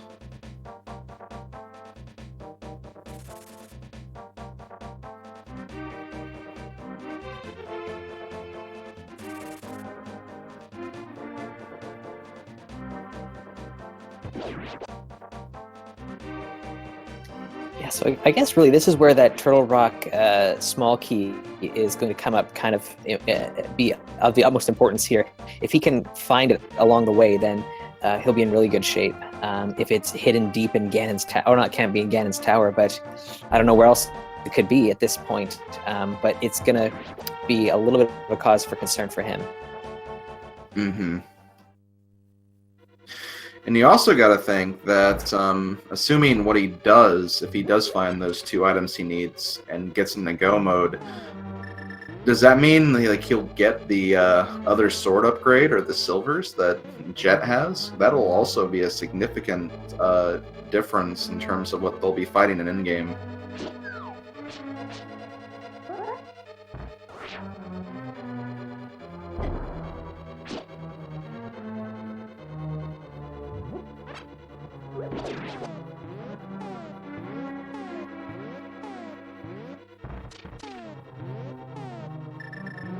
Christos with another Hammer Yump upcoming here. Just bombs.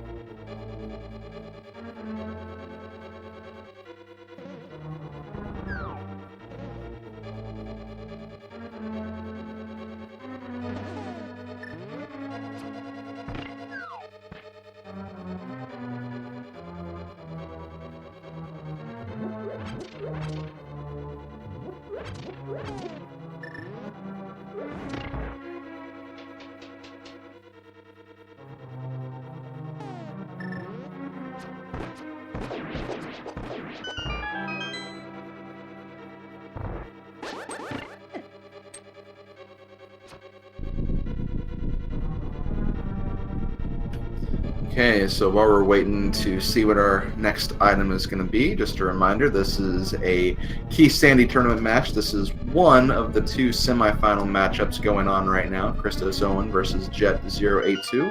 This is game 1 of 3 for this series. Game 2 will be played tomorrow at 12 p.m. EDT, and then game 3, if it's required, will be played on Sunday at 4 p.m. EDT. The winner will advance to the final game, where they'll be facing either Andy or Pika Pals for the other slot. Currently, that series is in. Next game is going to be game 2 for that. Andy did win yesterday's matchup, so getting really, really hyped as we're getting down to the final moments of this tournament. It's been an amazing tournament, a lot of very high-level play in this tournament, and just been overall very entertaining to watch. So I hope all of you guys have been enjoying this.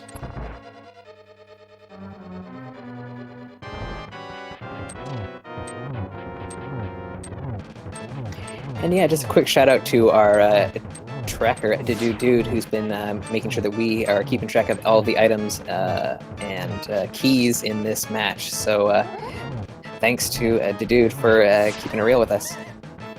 Yeah, definitely. Christos takes down Helmasaur. Let's see if this is going to be our next item that he's going to need anyway. Let's see. It's going to be Ice Rod.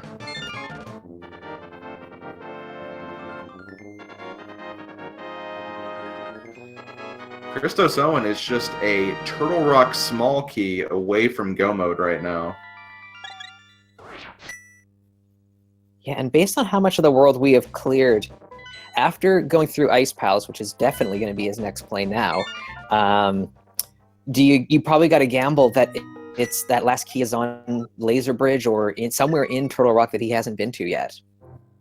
Potentially, like, yeah, that could be Mimic Cave. There's also the small chest, or not small chest, the big key, the big chest in Thieves Town that's blocked by a small key. So yeah, there are a few places where that could be. Hopefully, it is in Turtle Rock. Looks like Christos is on Death Mountain.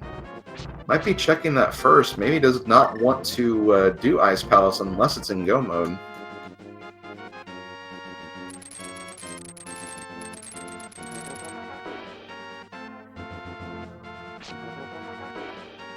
This is a really interesting gamble. If it does pay off and the key that he's looking for is in Turtle Rock, it will pay off huge for him.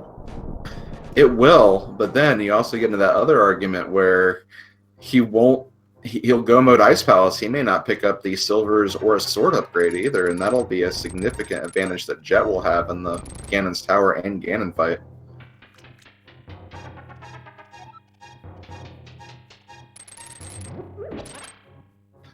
Christos is definitely a runner that can do Master Sword Silverless Ganon no problem, but just in terms of time, it could be a huge difference. Enough of a difference, maybe not a huge difference, but enough of a difference to make in this match.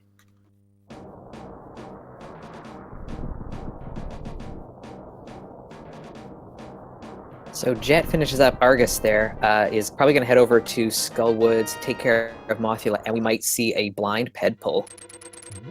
That's true. He's got to make sure he gets that big chest in Skullwoods, because that's going to be not quite his go mode, but that'll take him to his go mode, because that Ice Rod is in pod. That is what he is looking for right now, in addition to that Palace of Darkness big key.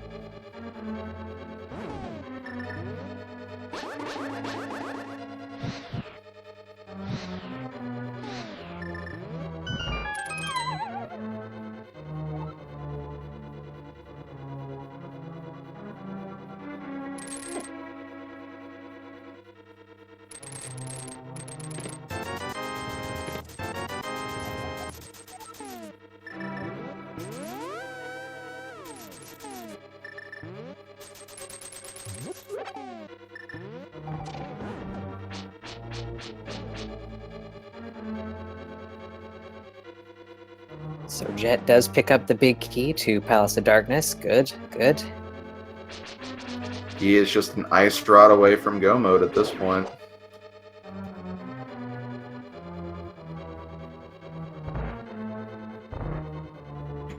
And And he has Ice Palace done already, so once he goes to Pod and gets the Helmasaur down, he is going to be heading straight to Turtle Rock. Not going to be concerned with really anything. He has 3 small keys for Turtle Rock. That's enough to get through. So, and routing wise, he'll have 1 less trip up Death Mountain to have to deal with at the end of the game here. exactly.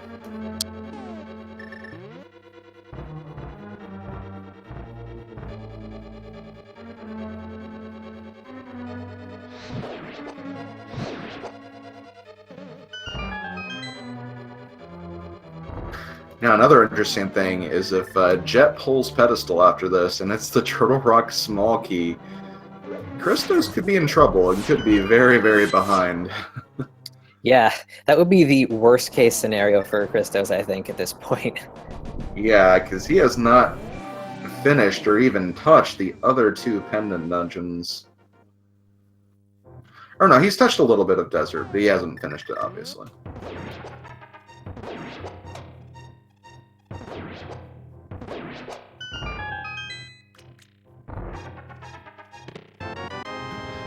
Ooh, Mimic Cave was just 10 arrows. Thankfully, didn't miss much by missing that earlier.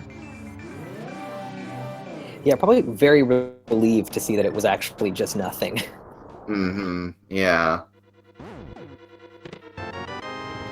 There's Powder. And we know Powder won't lead anything. Jet did check the Magic Bat with the fake Powder glitch, so just a arrow capacity upgrade, I believe, so that will not lead to anything.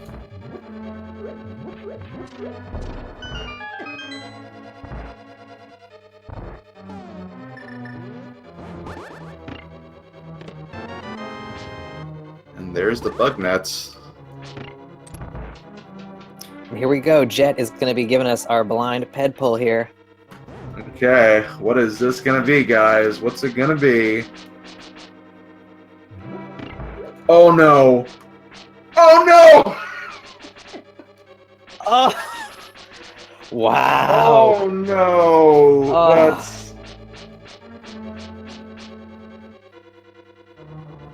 I can't even Oh. believe that.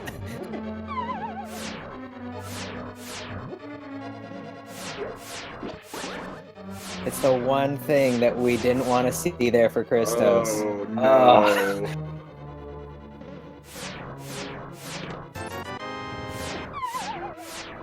That is so unfortunate too. So unfortunate.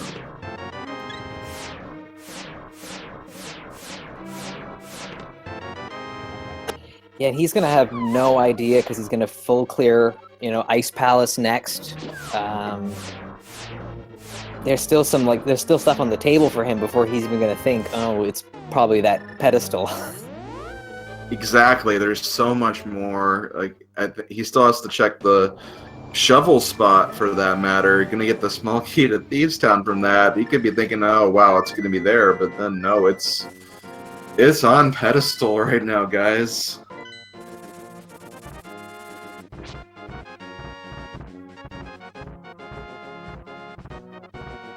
Christos is going to head into Tower of Hera, one of the pendant dungeons that he skipped earlier in the run. That's right, yeah. And, that's probably on his mind, too. He's probably thinking, this could end up being pedestal, so I better clear out these pendant dungeons, and unfortunately, he's going to get that message as soon as he checks every location that, oh my gosh, it's actually at pedestal. Why did I spend that key? Yeah, using that small key on the Lava Island chest is just so risky. It is, it is. I've seen a lot of runners kind of adopt the policy of if you're going to check Turtle Rock early with no intention of clearing it, some runners will actually check that chest and then do like a reset so they don't actually waste that key in case it is something they don't need. Right, yeah. So yeah, that's just a very unfortunate, like you said, it's a risky check because it's there in logic. There could be something in there, but you just sometimes it leads to this situation where if you do use it, you will have to find another small key, and that small key could be anywhere.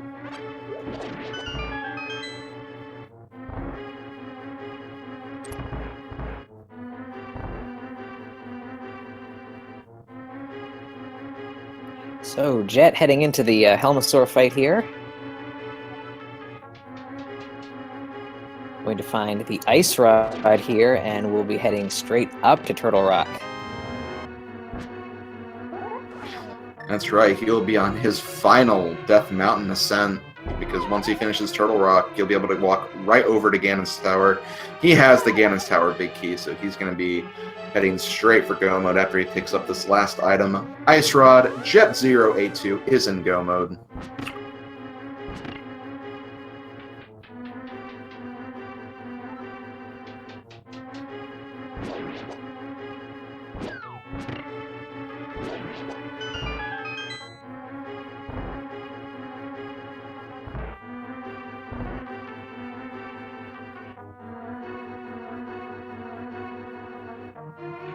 So unfortunately, we saw Christos take a fall on a failed bomb jump attempt for the big chest in Tower of Hera. It's kind of rubbing salt in the wound here.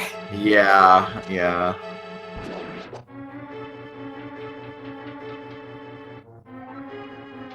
Not taking any chances this time, is going to just drop down the usual way. Well, Jet does get dead rocked right here, so he's going to have to wait a couple of seconds for this guy to move.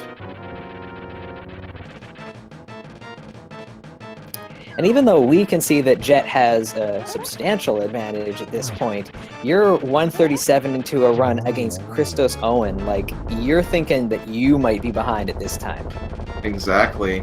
And, you know, Jet by himself at the very beginning, like, Christos did have a bit of a lead at the very beginning, did kind of get through the initial light world routing a little faster than what Jet did. So Jet really made significant progress in terms of his dark world routing and kind of attacking the dungeons that he did when he did. So was able to kind of make a huge comeback from that. And unfortunately, just the Turtle Rock small key situation just unfortunately just did not do Chris any favors here.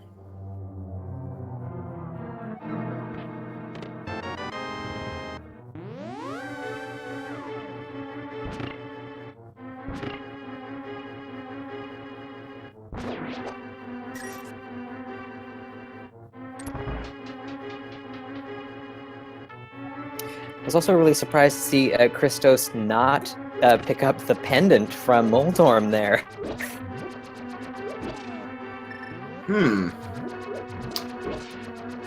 Yeah, that is strange.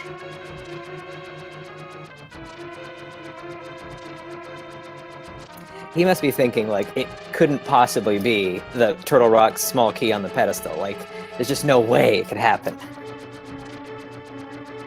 Unfortunately, that's exactly what's going to happen.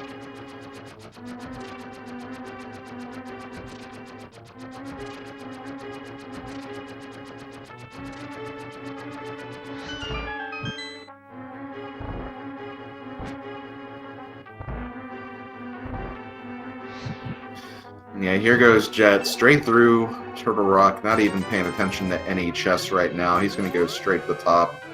He is ready. He's definitely going at full speed right now, because like you said, your opponent is ChristosOwen. You got to be thinking, okay, I could be behind right now. I need to just blow straight through this. Who cares about Butter Sword? Let's just get this run done.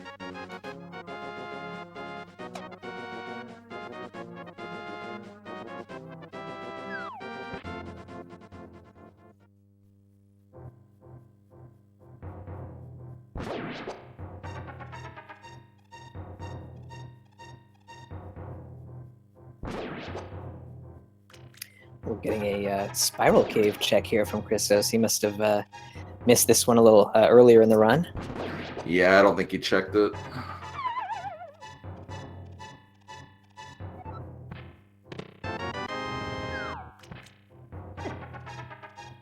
I am kind of surprised that the play has hasn't been for Ice Palace. Like, you've got, is it 8 chests there as well? Like, none of those have been checked. It is a crystal.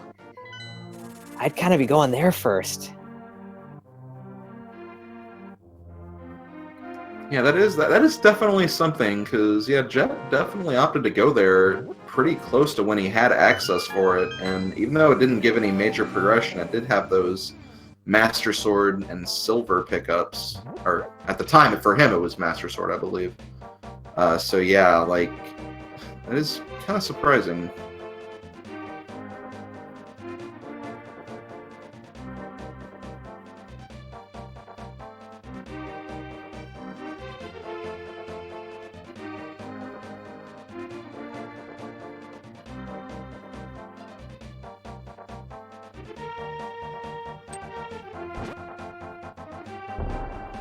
Oh, I'm sorry, there's no sword in Ice. Sword was somewhere else because Christos has a sword, so yeah.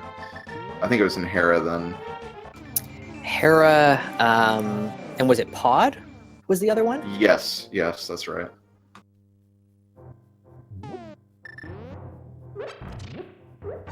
Then our first sword, I think, was Kakariko Well.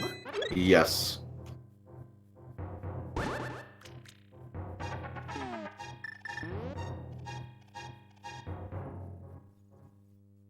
Okay, well, Jet has his 7th crystal, so he is going to be heading straight for Ganon's Tower. Ganon's Tower in Keysanity has the luxury of being probably one of the shorter Ganon Towers that you'll ever do.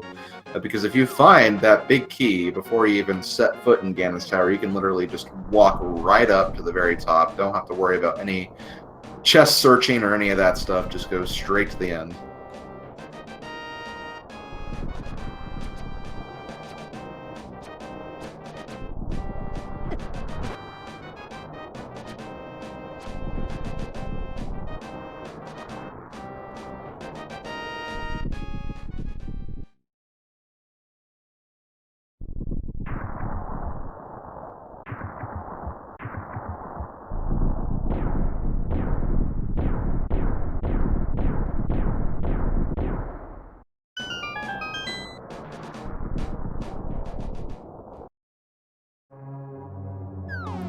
So Jet enters Ganon's Tower here at 143. If everything goes smoothly, we're looking at around the 150 mark for him to finish off this seed, which would be impressive because it's been an all-dungeon seed for Jet here.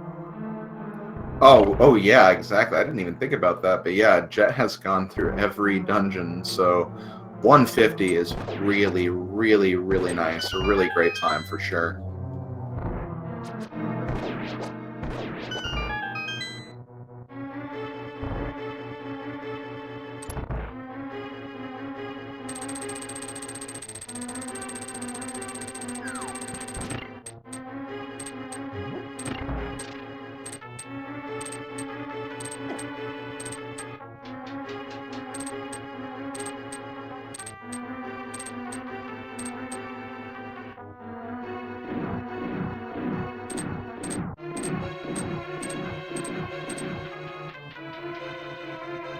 So chat, if you haven't already yet, give both of our runners a follow. They've put on a great show today, and it's only the first of potentially 3 games here, so there's plenty of Keysanity action, and these guys both run Rando pretty regularly, so yeah, give them a follow.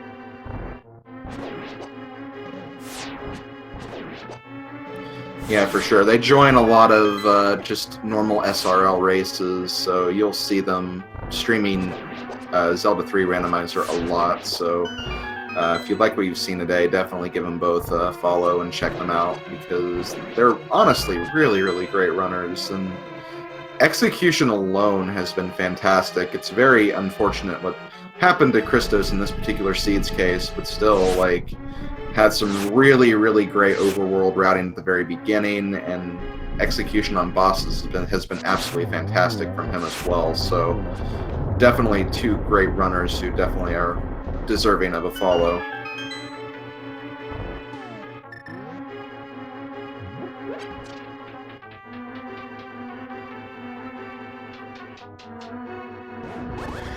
Yeah, if we have anyone who are just now joining this race, wondering what exactly is going on and why ChristosOwen is so far behind right now, what happened is Christos actually went to Turtle Rock pretty early, and he checked the big key chest, which you need a small key to access.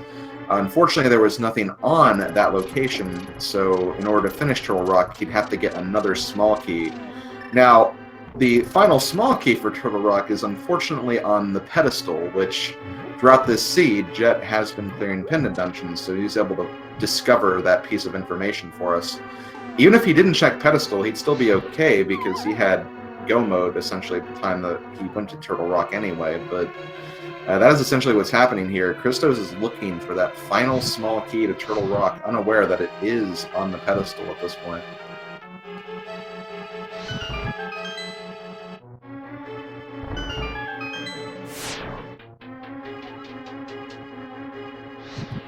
Jet did have a little bit of a mess up in that torch room, but makes it through just fine. He'll have another magic refill very soon.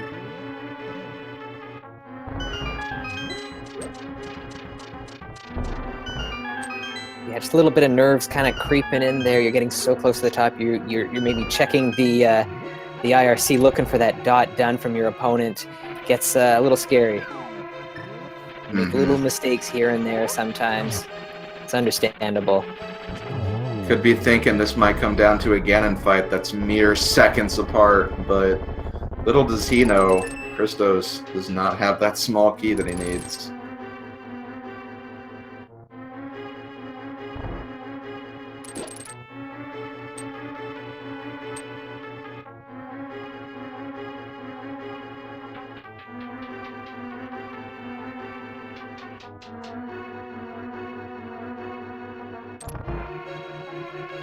So here we go. Jet is now doing his Aga 2 fight.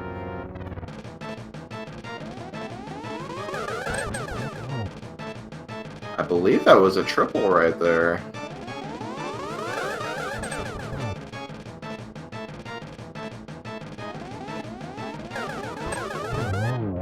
Yeah, it was. Okay, 3, 2, 1. Very nice, very nice.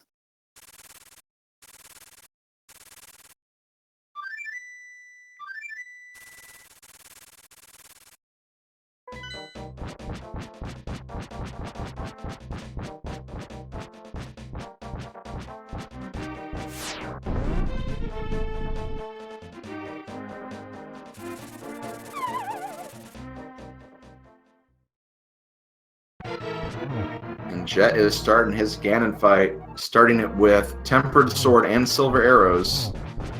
Gonna need 12 hits in this first phase and the second phase, then 4 hits, then 4 hits with Silver Arrows, and Ganon will be done.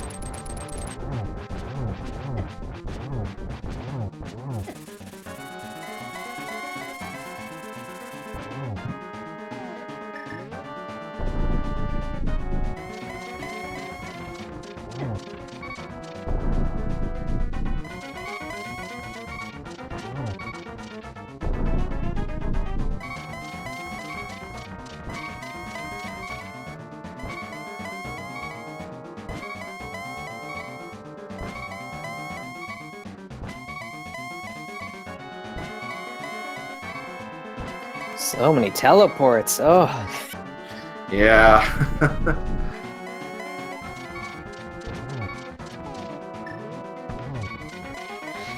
Here we go, final phase. Doesn't get the torch glitch, but that should not be that relevant because the distance between these two runners and just the fact that we have half magic.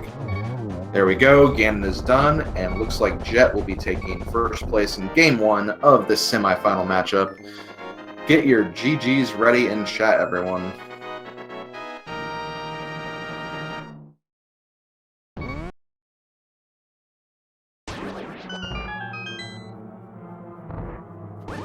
And there we go, we have it official. Jet082 is finished in first place with a time of 1 hour, 50 minutes, and 3 seconds.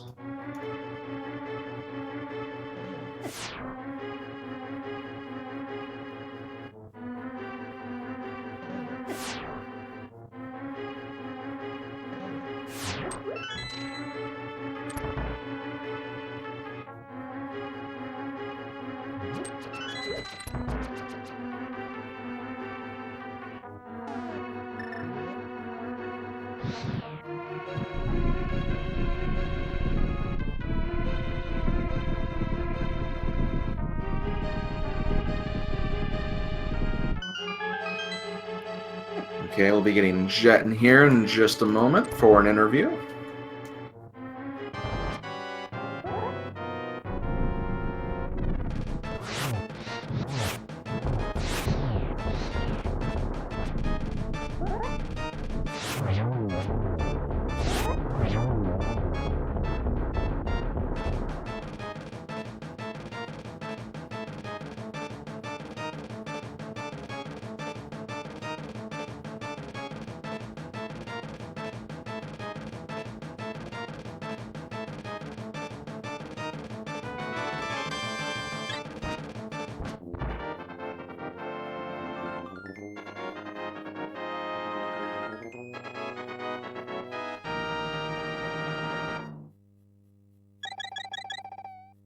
And Christos wraps up the Lammellis fight there.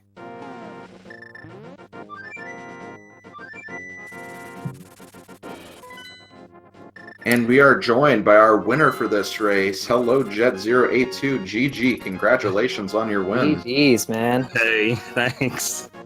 Oh my gosh, my heart is racing. I bet we could see a little bit of the nerves in GT there. Yeah. So I think it's because I was blocked by the dead rock, and I'm like, everything's falling apart. Christos is right here.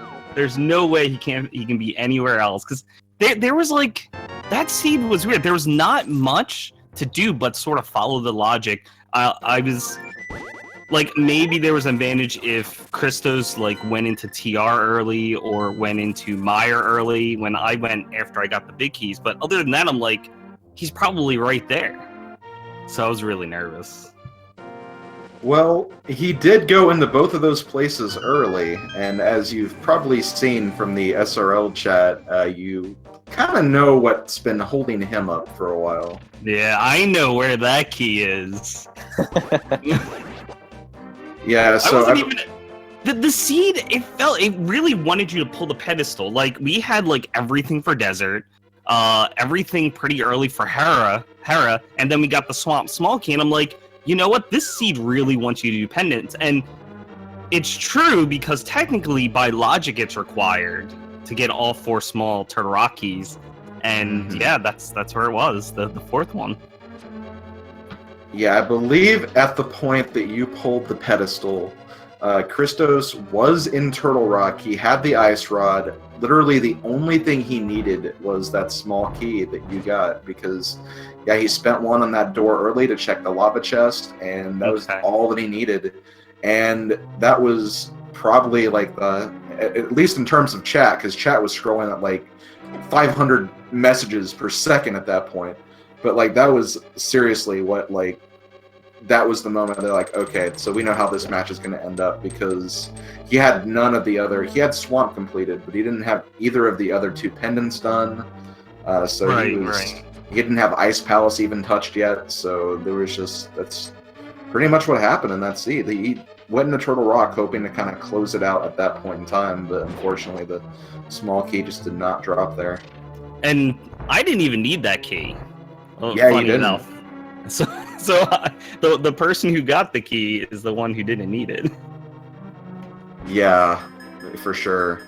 And so it was just a weird scene. I know Christos usually goes. I think he does the Uncle Path first, and we got Bottle over there. I'm like, oh no, if Sick Kid has something, I'm not gonna know.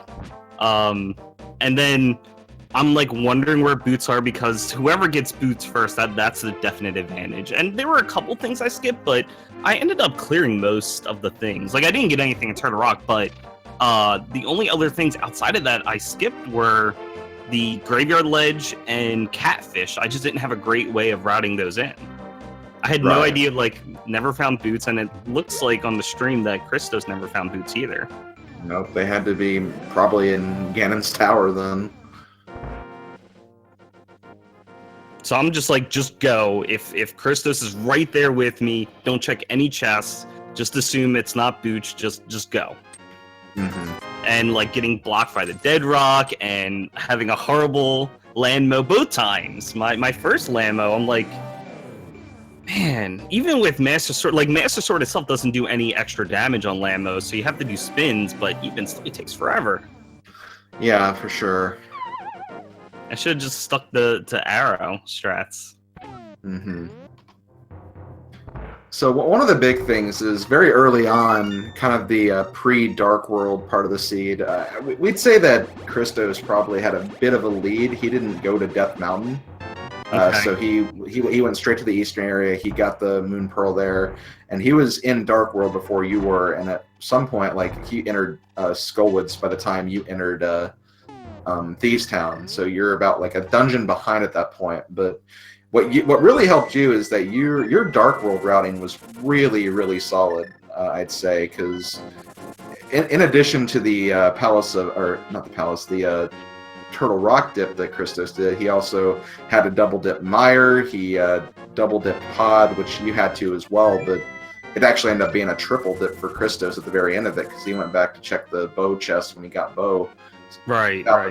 So just overall, like, you had to double dip less dungeons than he did, and then of course just the Turtle Rock small key thing as well. So that kind of tells the story of this seed. Definitely one I would recommend going back and watching, because it was definitely uncertain at a very specific point in that run, because Christos did get in the swamp before you, I believe.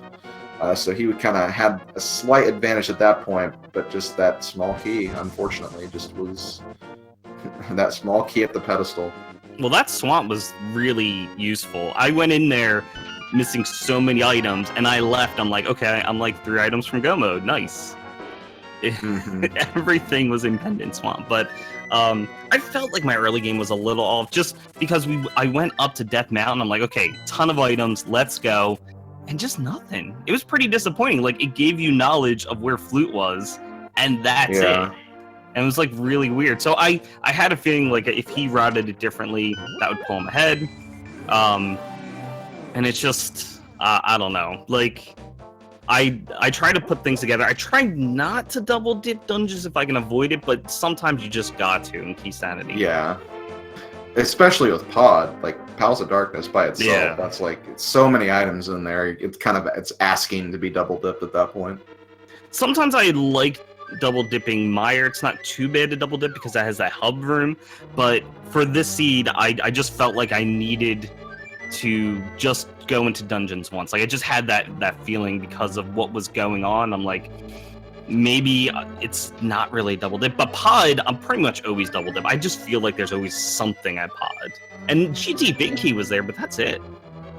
Yeah, GT Big Key, a sword upgrade, and sword upgrade was nice. Blue mail, but I mean, I'm sure you're more than comfortable without mail upgrades, so. Yeah, right now at this point, Christos is actually checking the big chest in Thieves Town. The interesting thing is, he actually mirrored out of Hera once he beat Moldorm. He just got the item and left. He did not pick up the pendant, so. Oh, really? Yeah. Wow. And I don't know, chat was kind of speculating this at this point, like, chat was kind of speculating that maybe he knows that it's at pedestal, and he's kind of already accepted that he would have lost this just based on his like many double dips and everything. But I don't know. It is very interesting that he did not pick up that pendant.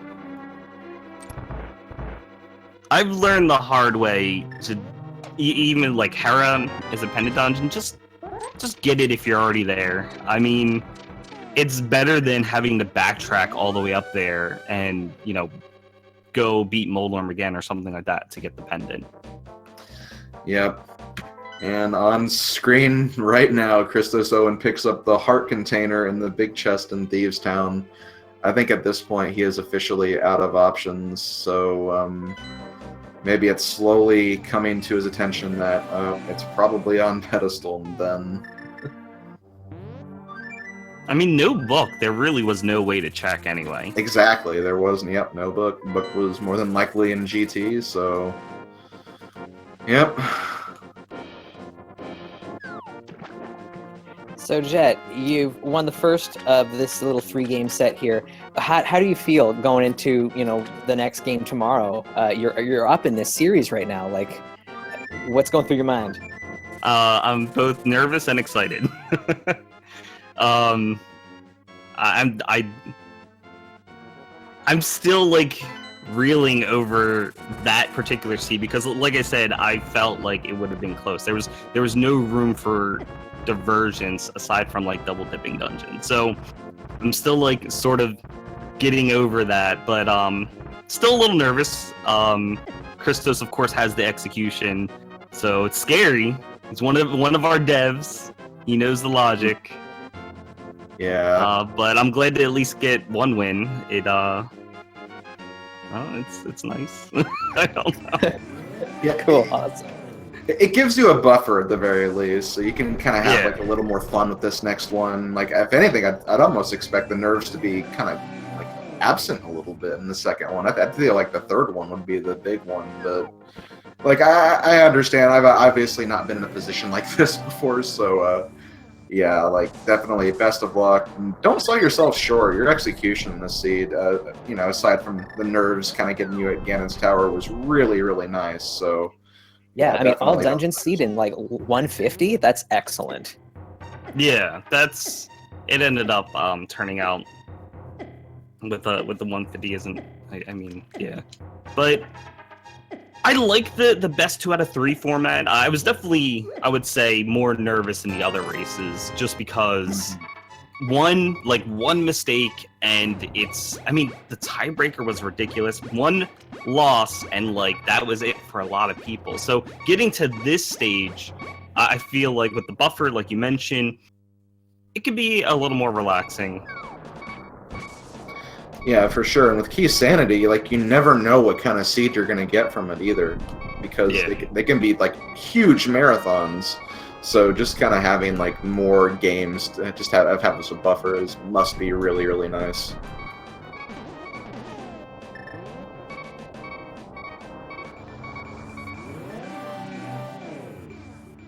It looks like Christos is going to pick up his lost pendant here from Tower of Para.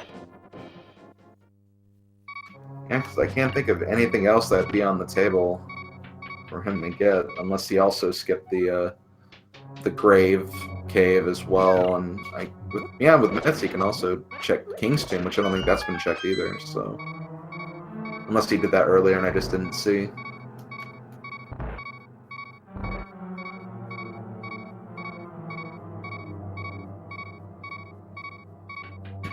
Stoops Jet. I wonder who that is.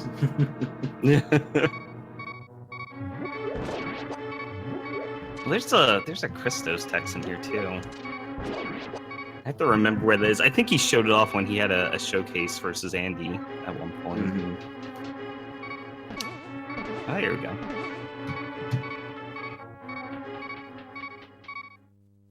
So going into this particular match, was there anything that like you kind of like tried to do, or any kind of playstyle you tried to adopt? Like, did you kind of take more gambles, or just like any different mindsets you had? Because you are racing ChristosOwen, as you mentioned, he is one of the devs of the logic, and he has great execution as well. So, like, how do you prepare for a race like this? Just out of curiosity. A lot. I mean, I did a lot of practice. I've basically been playing every day.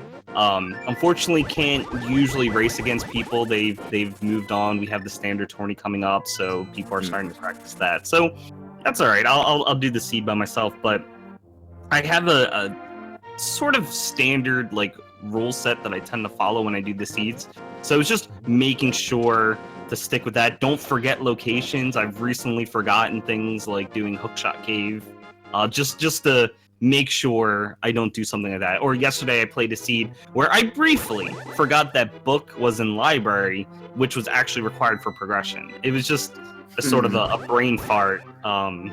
Yeah, of course. So just sort of get that out of my system so that way nothing like big pops up during an official race. And of course, just try to work on my execution and getting into different scenarios where you don't, because I mean, I think part of the fun with Rando is having a different like item set each time. So you go and fight bosses or certain enemies, and maybe you only have fighter sword and you have to use other weapons and things like that. So just working on that. Makes sense. So at 2 hours and 5 minutes into the seed, ChristosOwen is in go mode. He just picked up the small key from the pedestal. He now has all he needs to complete this seed.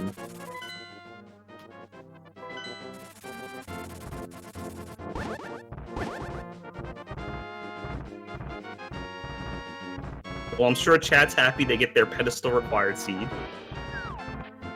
Yeah, they were pretty hyped for that. Again, I've never seen the chat scroll so fast in the brief 2 seconds when that was revealed. Like, oh my gosh, it was insane. Yeah, because it was literally the one thing that would have just derailed Christos's game here. So when it came up, it was we were silent for like 15 seconds, just taking that in, because it was like, no way, it really was there. Yeah.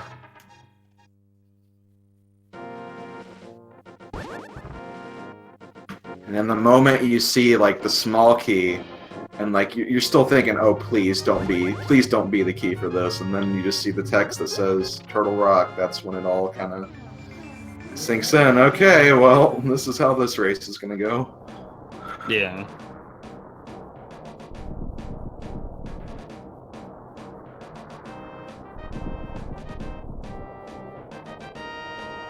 And in the SRL chat right now, Christos saying, literally played against Pedestal entirely from the start, and unfortunately that is, yeah, that realization.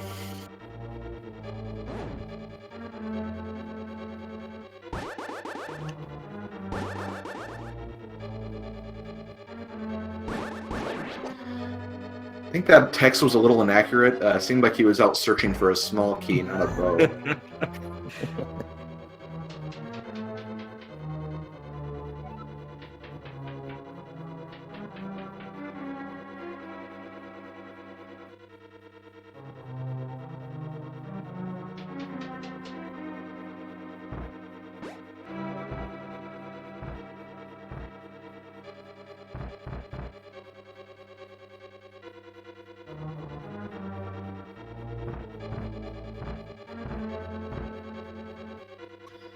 But yeah, I'm guessing while Christos is trying to finish up here, just a little reminder that tomorrow is Game 2 of this series.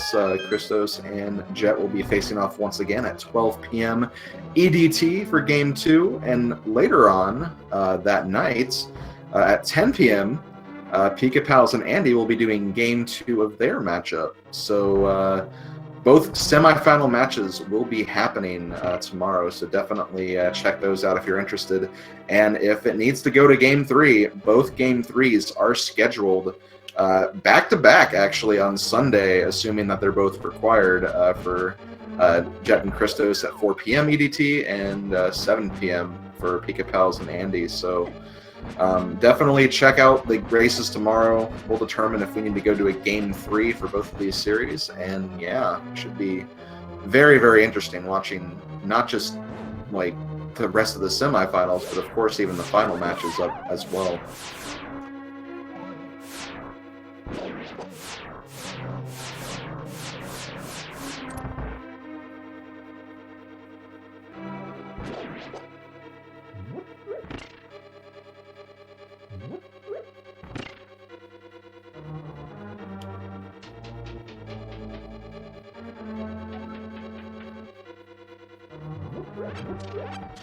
And to answer our question in chat, Andy was the winner of Game 1 of his series. So right now, both Andy and Jet are 1 up on their opponents. So if either of them win tomorrow, that means that Game 3 will not be required.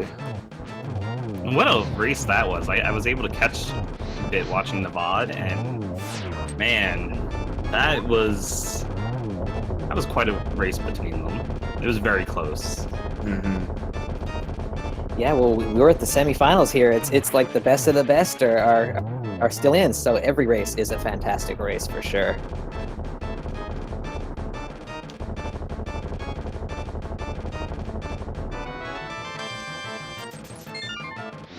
Looks like we ended up missing a fair bit of Ganon Tower small keys too. I think they're all required by logic, but I was missing 2 of them. Unless they're like somewhere in GT, which is definitely possible. At this point, Yeah. I'd say they have to be, just because we don't. I think the whole world's been explored by Christos at this point.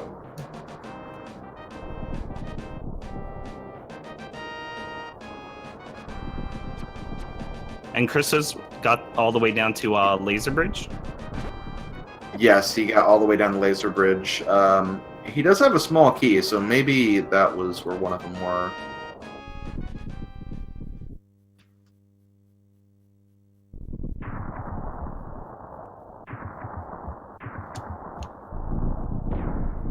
Oh, there's the big key to Swamp Palace.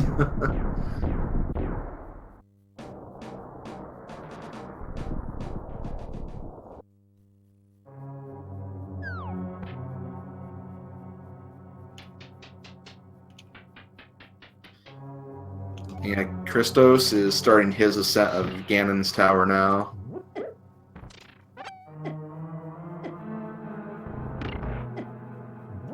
Oh, there's the boots. Yeah, there was no way we were gonna get that one. It's just No. out of the way.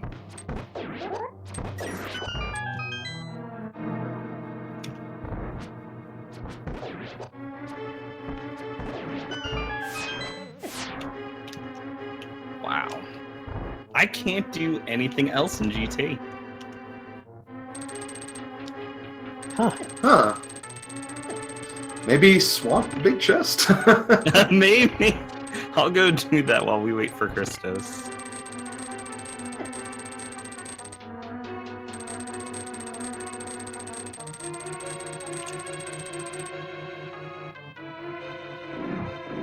I'm not sure. Oh no, they could be upstairs because of the mini Moldworm room. Oh, right. So they can put them there. I didn't check any chest up there, so. Yeah, I bet at that point, like, that's probably just, like, not on your mind. Like, okay, I need to finish this.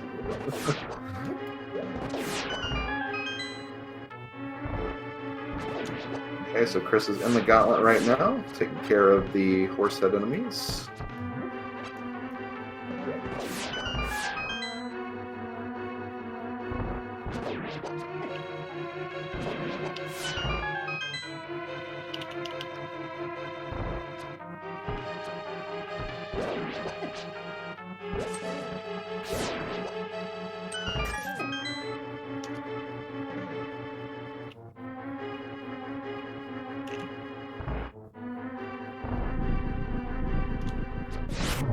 Yeah, it seemed like Swamp had quite a bit of progression in it as well, from what I remember. We had a Turtle Rock small key, Turtle Rock big key, Fire Rod, Yeah. and Skull Woods big key, which was required. Yeah, it did lead to the Palace of Darkness one, yeah.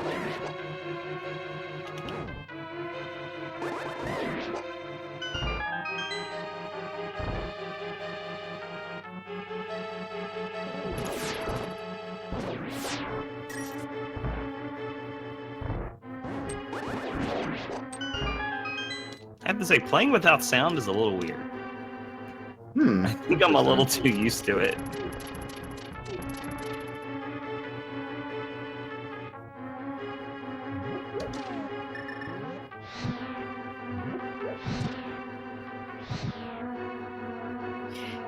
Yeah, I don't mind it without the background music, but like, even with the sound effects out, yeah, it's kind of a weird feeling.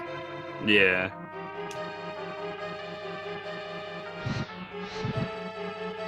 Anyway, it looks like Christos also had a bit of some trouble in the fire bar torch room, like Jet did. Had to wait an extra cycle to get all the torches lit.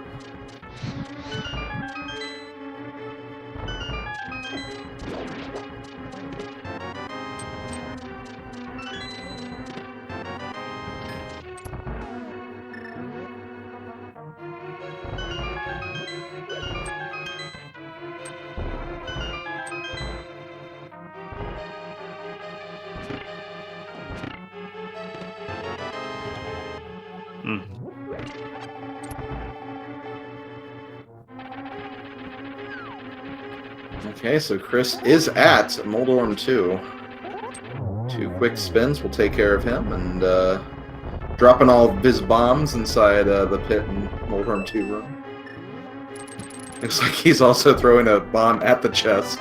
Gets a mirror shield was in the Moldorm 2 chest.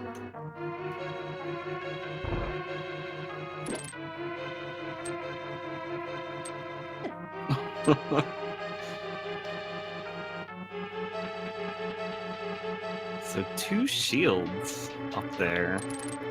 Yeah, right in the top there. Okay, so Aga 2 fight going on right now. See if he gets that triple to start out with. Oh, but he's doing some swag net strats, unfortunately only getting 1 because of that.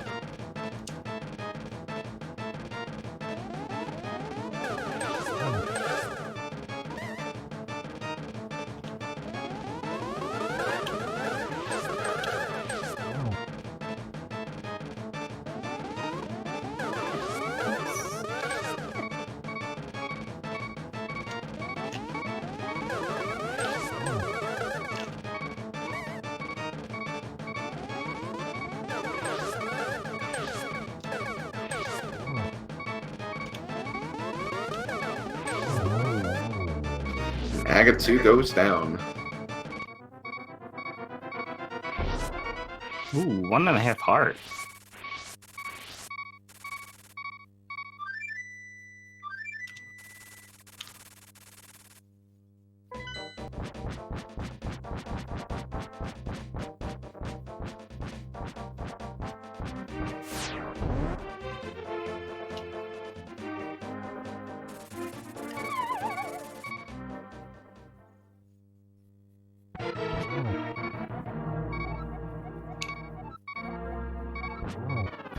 Also love Ganon quoting CDI Zelda games and the Ganon text.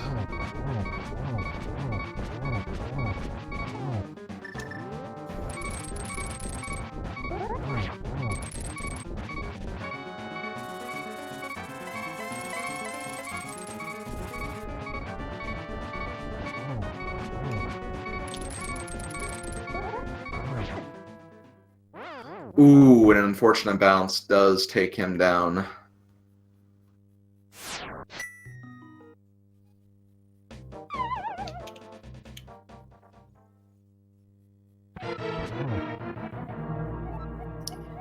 The drop back in, it should be no problem with the amount of hearts he has now.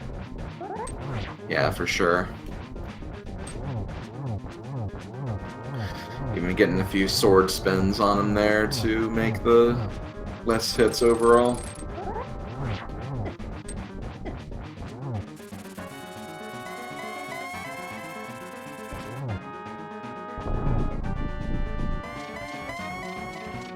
Into phase 3 now. We'll see if there are, since this is the second attempt at Ganon, maybe there'll be less Ganon warps on this one.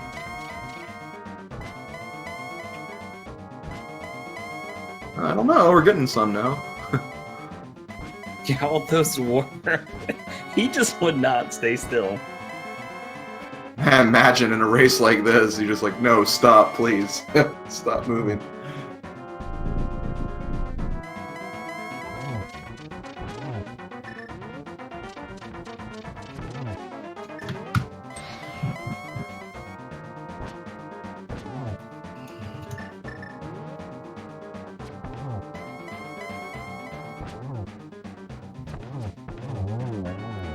There we go. He takes down Ganon. Shoots a bunch of arrows into the back wall.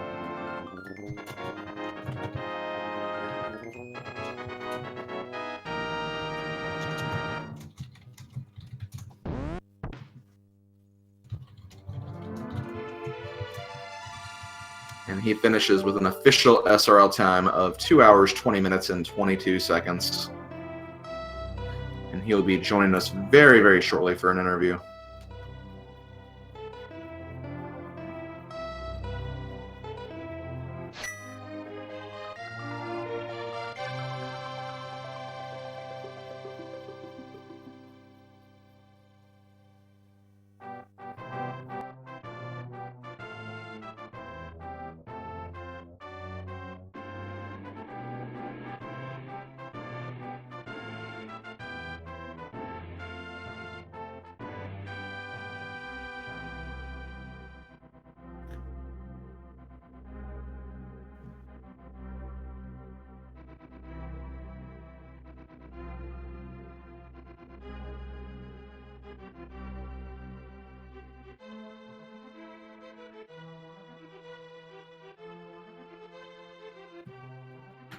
ChristosOwen, GG, welcome to the interview. How are you feeling after all of that?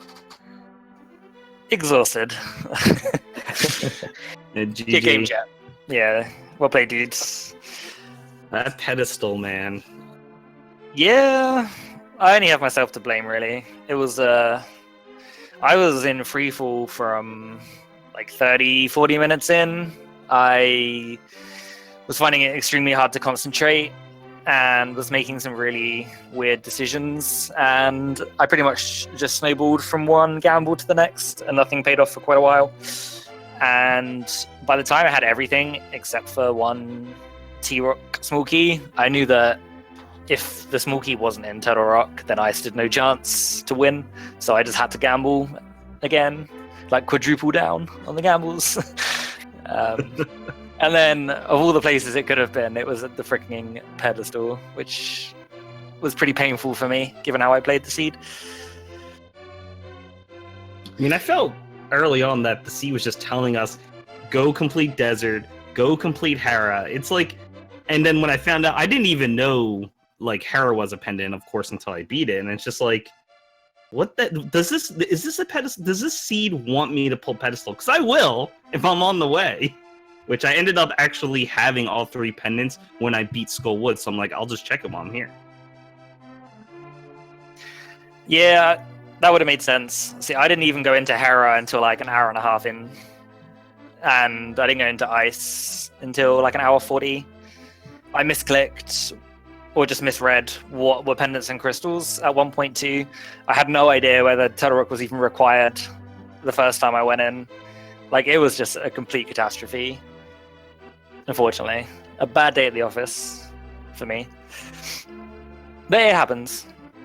I did a Crossworlds full Randomizer Keysanity bingo blackout before this, which took just under 5 hours. Oh my god! Oh wow! So like my brain has just not been working. It was the one from the 2v2 tournament the other day.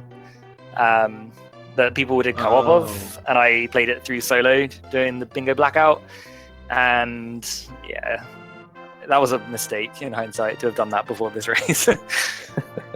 But regardless, yeah, I played pretty poorly, execution-wise, routing-wise, so need to make sure I get a good rest and play better tomorrow, hopefully. For sure, and definitely, if you do get a chance, definitely come back and watch the VOD, because at the very beginning, it definitely seemed like you kind of had a bit of an advantage, just in terms of your early pre-Dark World, Light World exploration. Were able to get all 3 of the Dark World items before Jet did, and was kind of a dungeon ahead. You were done with Thieves Town by the time Jet entered Thieves Town, so you had kind of that lead going for you.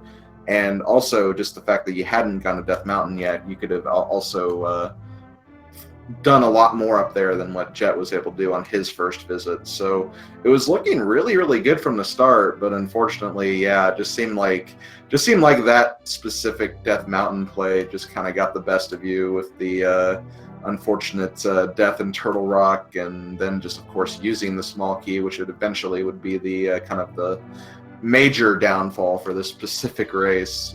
Quite literally, it was as you were getting to Laser Bridge was when Jet pulled the pedestal to find that final small key. So at that point, it's like, oh my gosh, okay, well, we kind of know how this race is going to go now, because you didn't have any of the pendants done at that point. And chat was also wondering why you just didn't pick up Moldorm's pendant when you beat him. For whatever reason, I hadn't opened the big chest yet, and I had to go back and get that. Because I'm only checking, I was only waiting for one thing, just a Turtle Rock small key. Mm-hmm. So I wasn't in the mindset of it's going to be a pedestal, I better full clear everything. Like, I was expecting to just find it in one of these places I was looking. Like, even at that point, I was like, there's no way it's going to be on the pedestal. I was just like, surely the chances of that are so slim. But yeah, it would have made a difference anyway. That was completely different with routing, since I did Death Mountain. I mean, I actually ended up going up twice. I did it early on before we had Moon Pearl, just because there's so many items, and I felt like that was the place to go, and it was a complete bust, just seeing the flute, and that's it. And then the second time I went up, when I went to collect my flute, I decided to beat Hera, at that time, and just it was just pretty disappointing. There wasn't much. I mean, bow. I was able to get bow at that time though. Yeah, that's kind of so. I didn't go up to Death Mountain at all early game until I had I found stuff to get into the Dark World, and then I started from Hype Cave, found the Mitts, and then did a huge loop of the Dark World going anti-clockwise, and then did all the Overworld. I did all of Thieves Town, all of Skullwoods that I could do. Walked all the way to Catfish, to Pyramid, Haggus Tower, and then Pod, and then dipped into Pod without the bow. And then finally, after I'd done all of that, I was like, okay, I should go to Mountain now. This is 40 minutes in. And then immediately find the bow in Dark Death Mountain.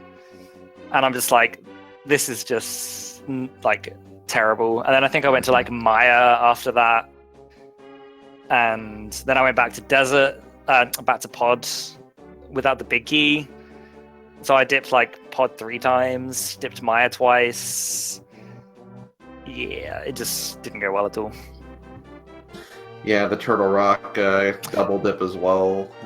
Yeah. So because I found bow where I did, and I'd already done so much time commitment in the Overworld and the Dark Dungeons, and not really being able to complete much or find much progression, I was like, right, I have to make some kind of gamble here because I'm definitely behind. And then I was like, okay, let's do Turtle Rock. I have 2 keys, no fire rod, no big key. Let's just go through the dungeon and see what happens. And then just before getting to the exit to get to Mimic Cave, I die, go back to Turtle Rock. I'm just like, well, I've just burned that key. I found nothing. I was just like, I have to bail and just go elsewhere. And from that point, I really didn't know what I was doing. Just making the most unpredictable moves and not the logical ones of what would have been good plays, hoping. At that point, I was just relying on luck, and it nearly did work.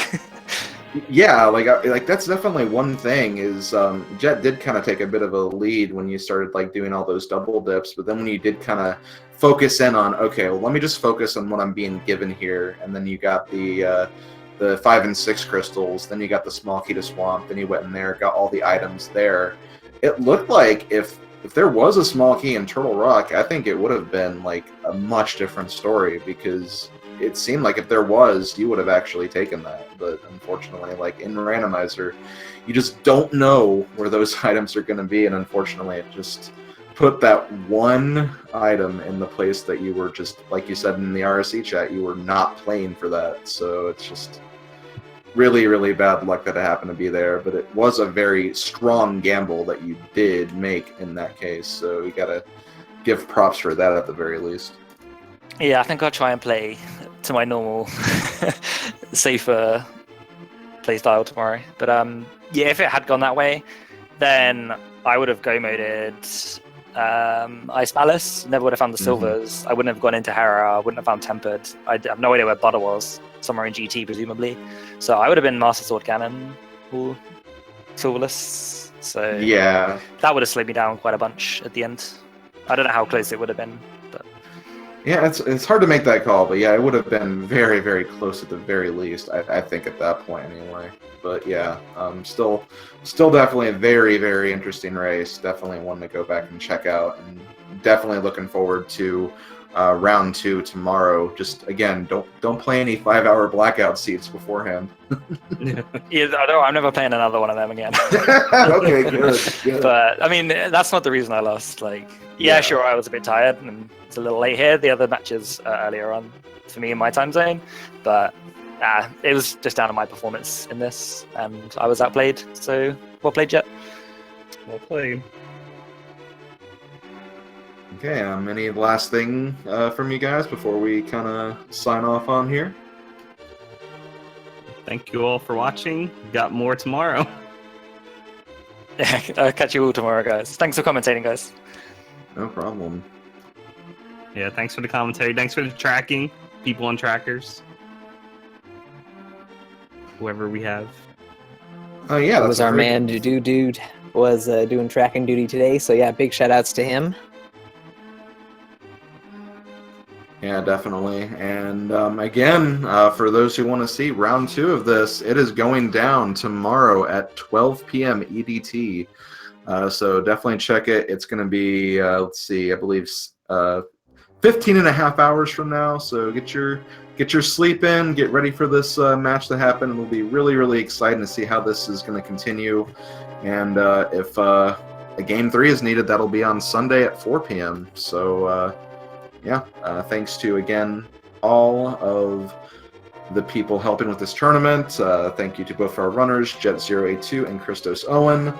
As my co-host said, thanks to Dude for the tracking, and of course, thank you, Sabatender, for being my co-con for this. It was a lot of fun, really high praise to commentate, and had a lot of fun with it. So if you want to close this out, go right ahead.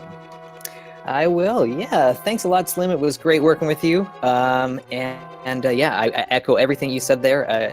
Thanks to everybody involved in the tournament here, and our runners, and all of that. And I guess with that, we will see everybody at round 2 tomorrow at 12 Eastern. So thanks for watching, and we'll see you again soon.